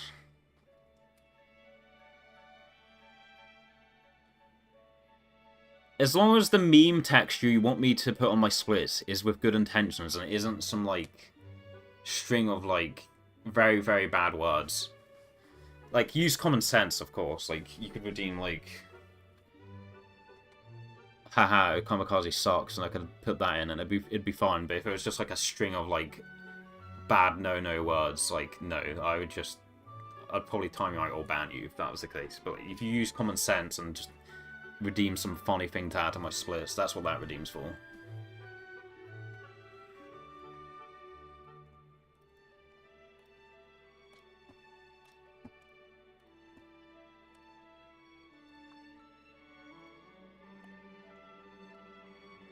Okay.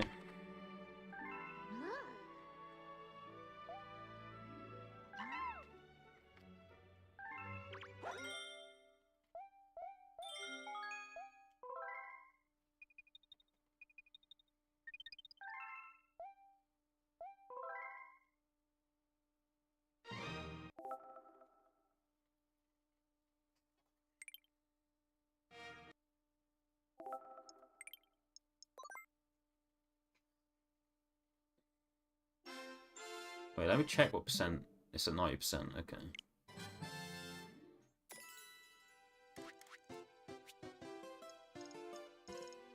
Dutch. Okay.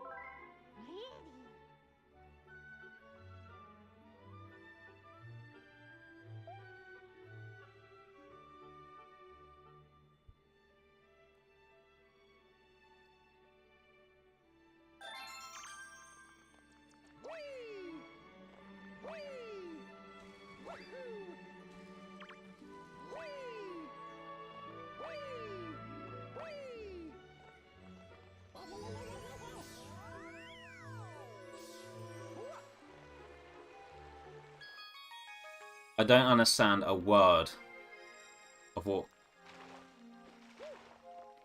craft means life, I guess. I know that now. But I don't know any of this. It could say hello and I probably wouldn't know that it was saying hello. That's how little I know.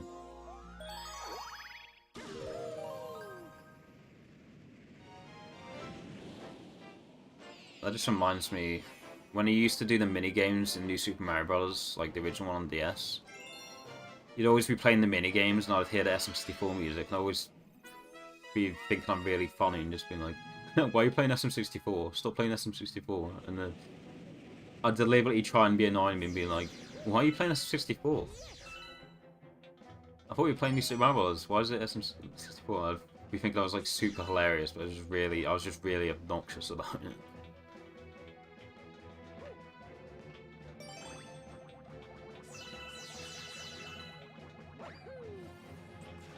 It is cool that SM64 music made it into New Super Mario Bros. Though. It's definitely a cool thing.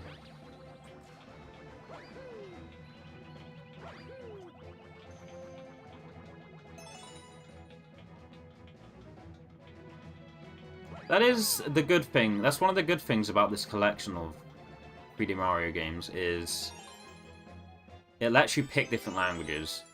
Like, when I initially looked at the leaderboards for this game, I was like, oh man, people play the Korean version, so you need to import the Korean 3D All-Stars. But no, that's not the case. You literally just... You get any copy of 3D All-Stars, and you press minus to go into the menu, and then you can pick a language.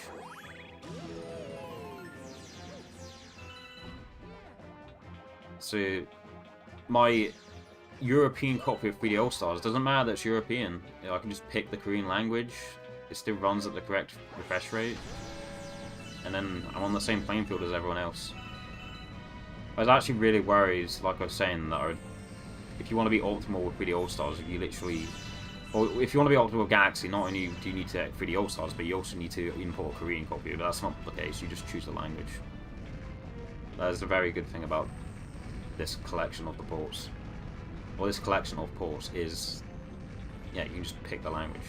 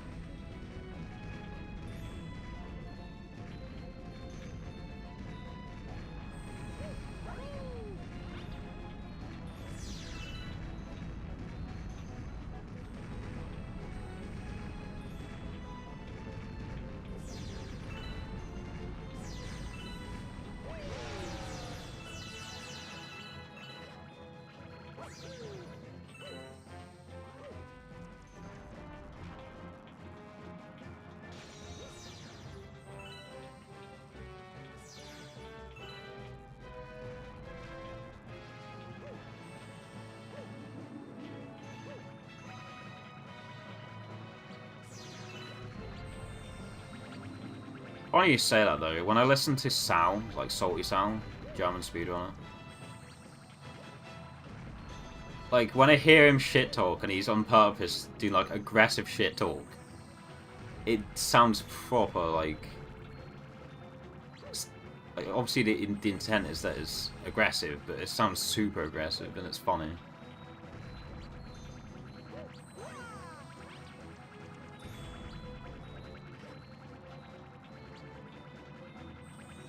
Yeah, maybe it's just me, but Sal's shit talk always just makes me laugh. Like, a lot of people I can actually get, like, upset by their shit talk, but when Sal shit talks, it's like...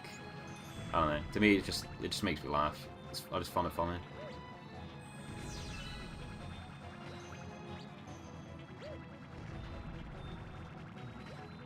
I don't know what I'm doing. I'm supposed to be getting the Luigi crate.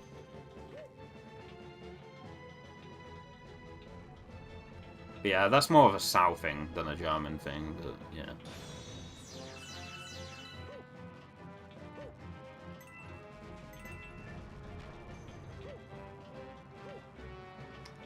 Okay, where is this Luigi crate? Is it under here?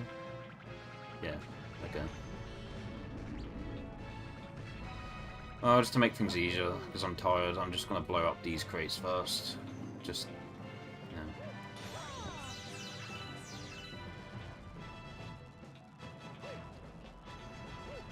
But yeah, when Sal actually speaks German, he sounds very calm. Like,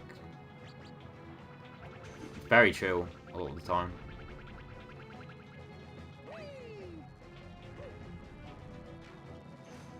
To me anyway, like, he sounds very chill with his use of German, but like... If he wants to, like, aggressively shit talk for comedic effect, he's very good at doing that.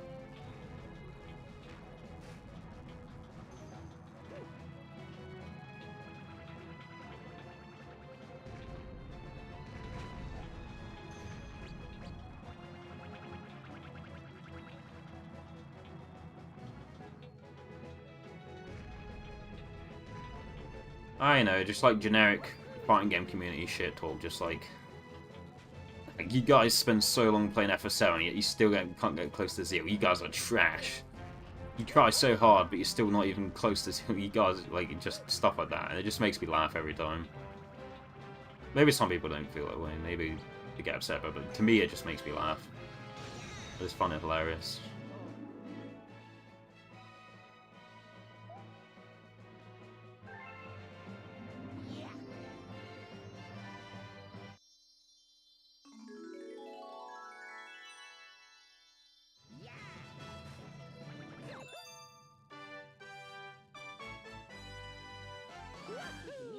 Yeah, Sal's a very creative shit talker, I would say.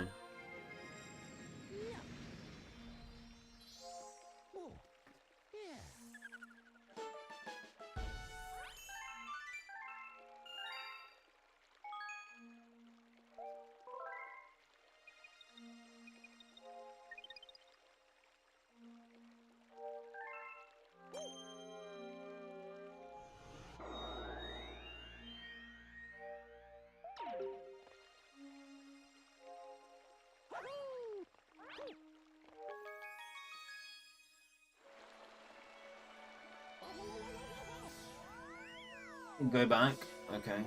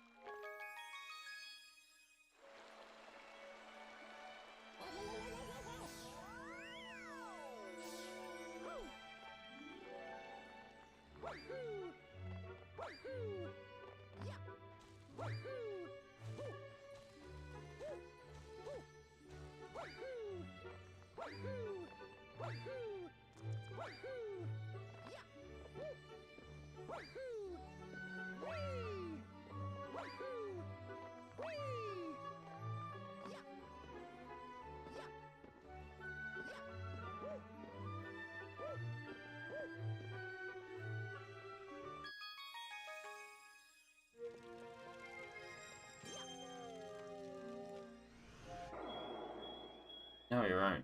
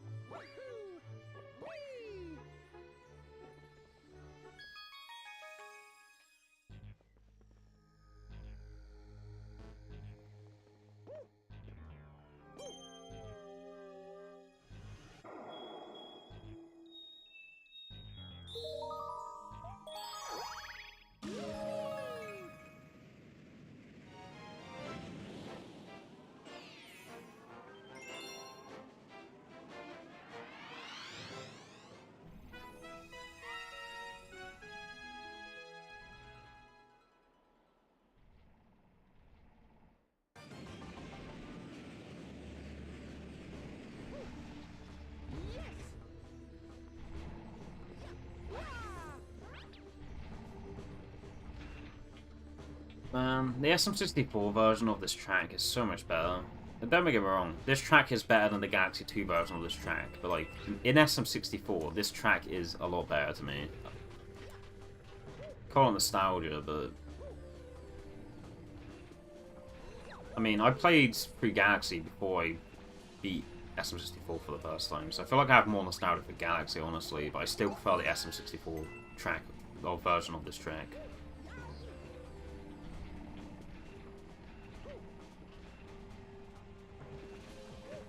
As a kid, I used to think they were the same thing. I used to think they sounded exactly the same, but like as an adult, I'm like, man, these sound totally different.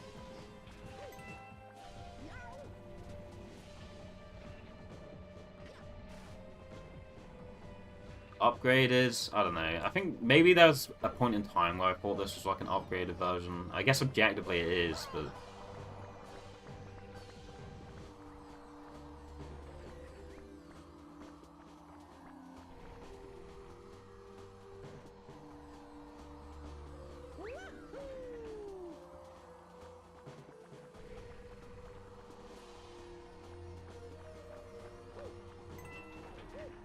I know, like, the SM64 track has, like, this impending sense of doom in that you're about to fight a hard-ass boss fight, which, objectively, they aren't really that hard boss fights, but...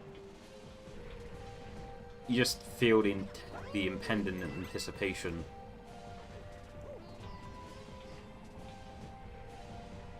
Whereas this version, I don't feel that at all. It just doesn't hit the same as the SM64 version.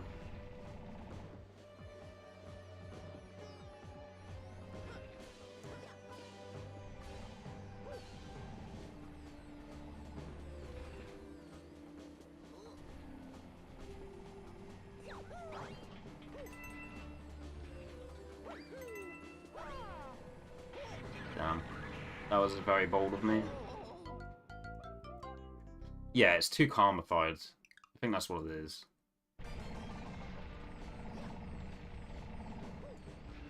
It doesn't strike as much fear in the hearts as the SM64 version.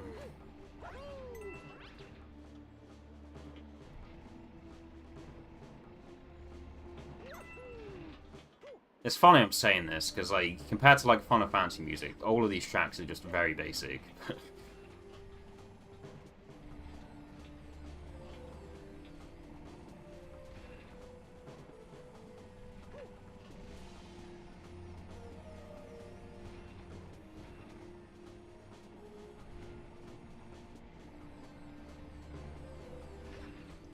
Wow, that was very dumb of me. I wasn't paying attention.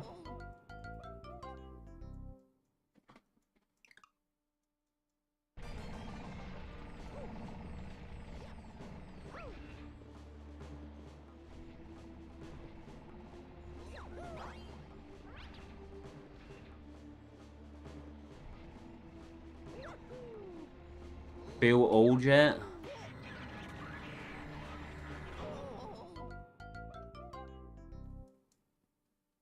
Man, I'm just throwing. Actually just throwing right now.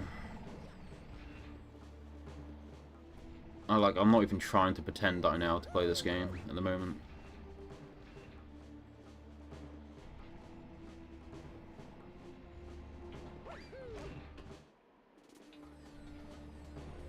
Say nothing and focus on the gameplay, but I'm not speedrunning, so it doesn't really matter that much.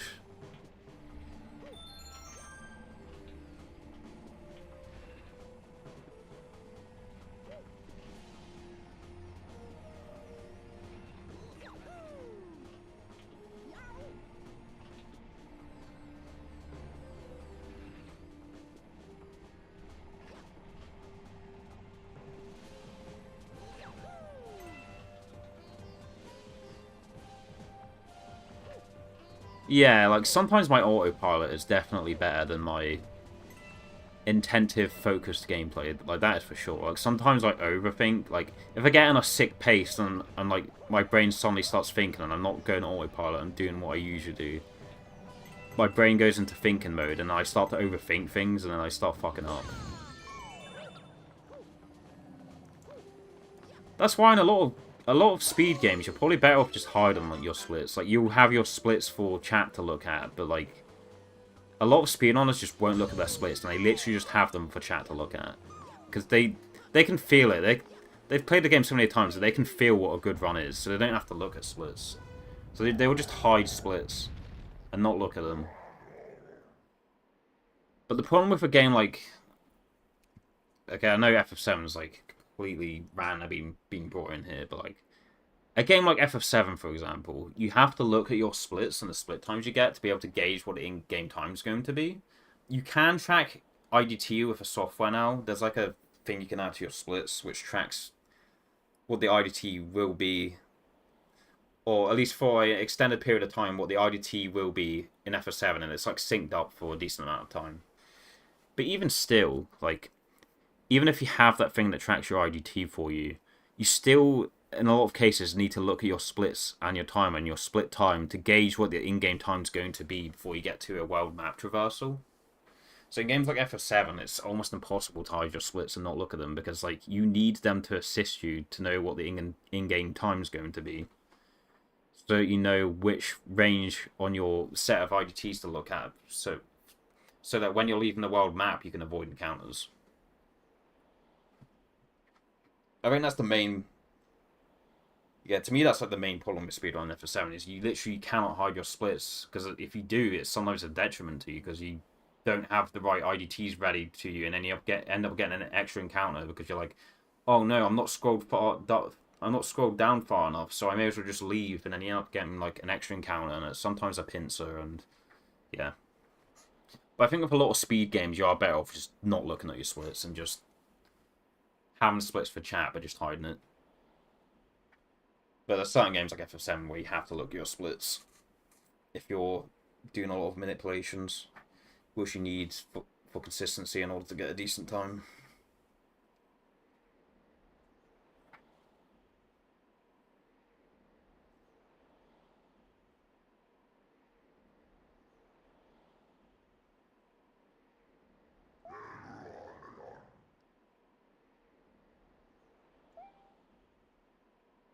Because yeah, the problem with looking at your splits too much is sometimes your thinking brain is worse at the game than your autopilot. So that's why some speedrunners for a lot of games, they opt to not looking at splits. Some games you literally can't.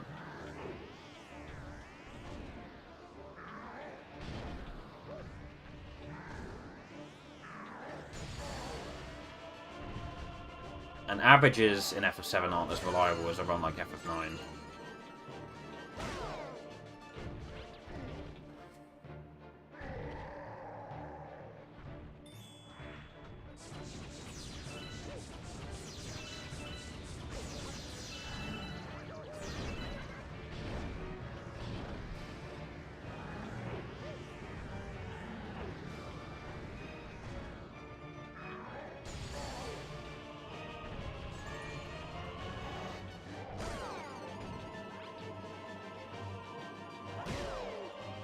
The same thing in fighting games as well. In fighting games, you have an autopilot mode and you have a thinking mode, and it sounds cheesy, but like, good FGC players, they know when it's appropriate to use their thinking brain and when they should just use autopilot.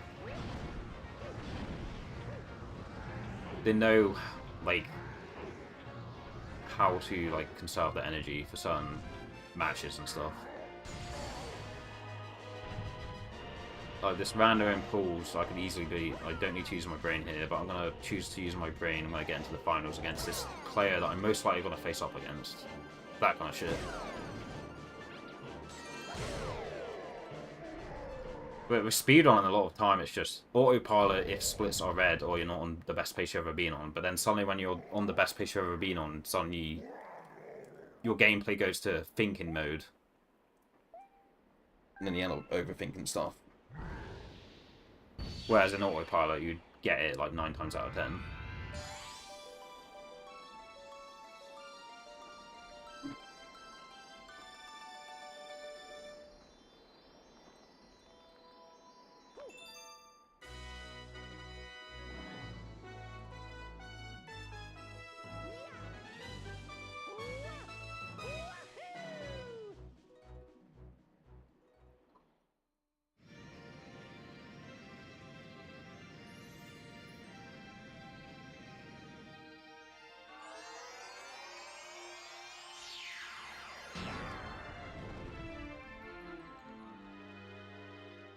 Average SM64 star pickup theme fan versus average Grand Star theme enjoyer.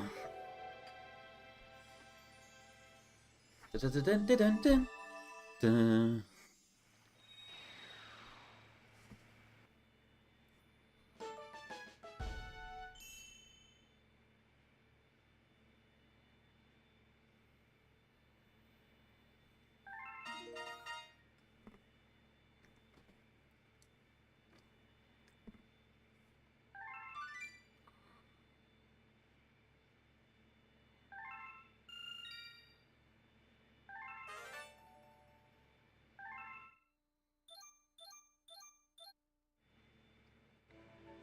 Ah,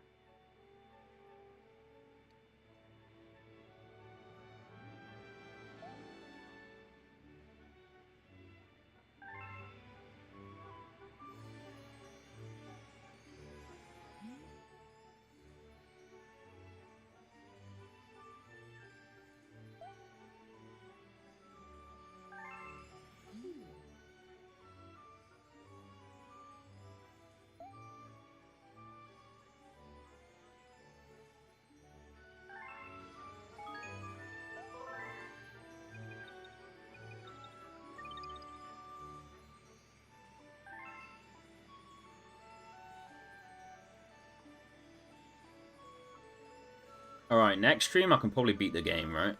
Surely. Yeah, if I stream for the same amount of time as I've streamed today, I can definitely beat the game next stream.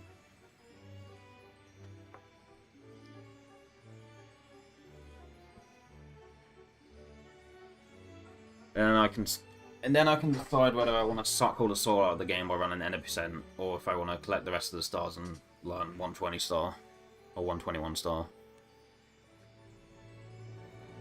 I think if I was to run this game any percent, it would just suck out all the joy to me. I don't know. Because I'm so used to... Up until this playthrough, every other playthrough I've done of this game, I've collected everything. So I feel like just doing any percent would just feel like... It would feel like Galaxy Light. Like Diet Galaxy. It just kind of... I don't know. I feel like I wouldn't enjoy it. Compared to, like, doing the full star categories.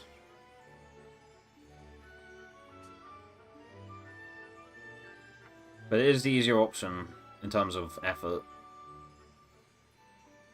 It'd be easier to balance doing runs of it, but yeah.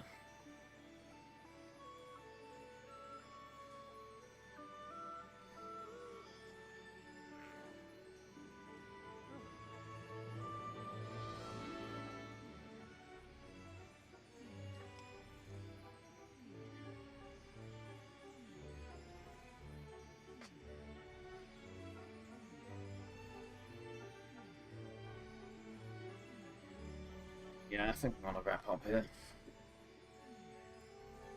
I don't think there's gonna be a stream tomorrow.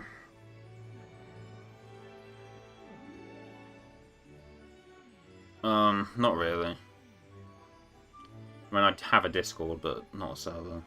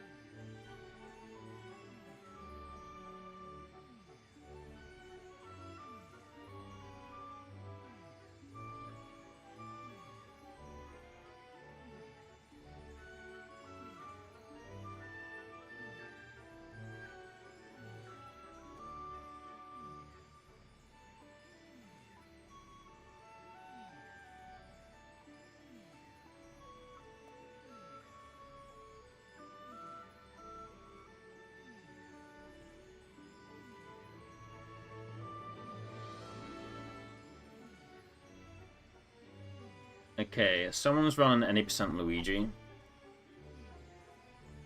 of Galaxy.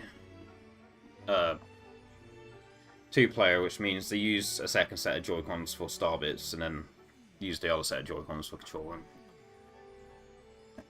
It doesn't matter too much, but yeah. I think I'll send you over there.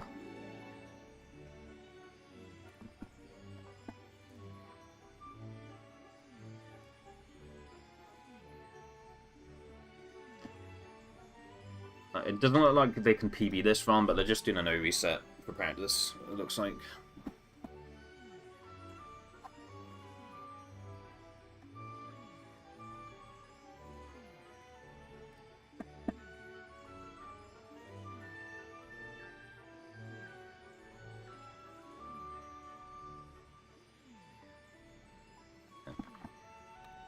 Thanks for watching, everyone. Thanks again for the raid. Slot Snake 992. Thanks for the follow. Not thanks for the follow, Slot Snake. He's followed me like way before, but like, yeah. Whoever followed, thanks for that follow again.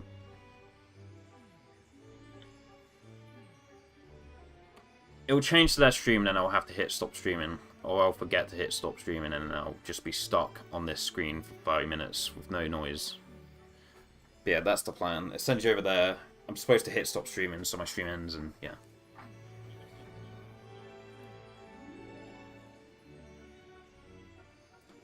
Alright, yeah. Sending you over to Music Mat 7. Finishing off a run. Past Buo Base, which is around the same area I'm in, but they're almost about to finish the game. So, if you haven't seen the end of Galaxy before, or like the end of the main story of Galaxy, aka the 60-star, like, if you haven't seen anyone finish the game, not complete it, but just beat it, get to the last level, get to the last boss, etc., then yeah, they're gonna be doing that part of the run. Pretty much the last 3 galaxies for the 80% route. But yeah. So anyway, that. Alright, yeah. Thanks very much, everyone. Oh, this was fun. I had a good yap. I haven't had a good yap on streaming forever. Like, for a long time, my streams, like, recently, I've just been like, oh, thanks, like, someone says good luck. I'm like, thanks, good luck. I'm locking in. Sorry, need to get time. And I'll just focus on FF7. But now, for the last 4 hours, I've had a good old yap. A lot of yapping has been had. Nothing but yapping. It's been a while since I've done that. So, yeah. Blowing off some steam by yapping non-stop.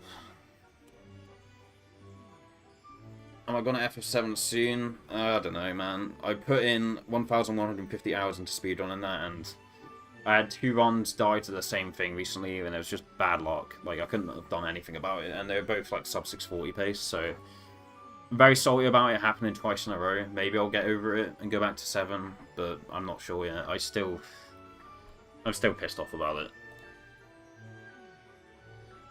Would recommend a break? Yeah, I feel that too. Like, you've been like, yo, do you want to play Melee? And I'm like, nah, I have to practice FF7. I have to run FF7. No, you don't understand. I need to get this time. No, there's no Melee. I have to practice. I need to play. I need to get this time. You don't understand. I need this. I can't go on without this. But, like, yeah, I definitely do think a break's healthy. Like, with how pretentious I've been about, and how, like, trying my hardest to lock in and just be like, no. Nothing matters to me. Nothing else matters to me right now than FF7. It's the only thing. I don't care about anything else. With the way I've been acting recently and just, like, letting it take fire over, like, other more healthy avenues with, like, using my free time, like, some other obligations that I should have been doing with my free time have just been like, nah, fuck it, FF7. All day, every day. The way I've been acting in that, like, yeah, I should definitely take a break. Like, I've been acting too toxic in regards to it.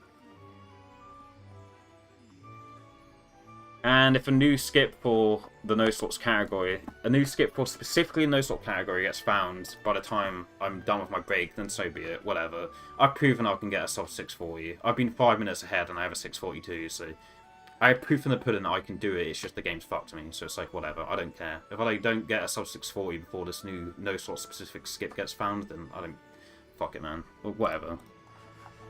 I'm over it. But yeah, they're about to finish a run, so it's only over there. Yeah, enough yapping. Alright, peace. Thanks, everyone.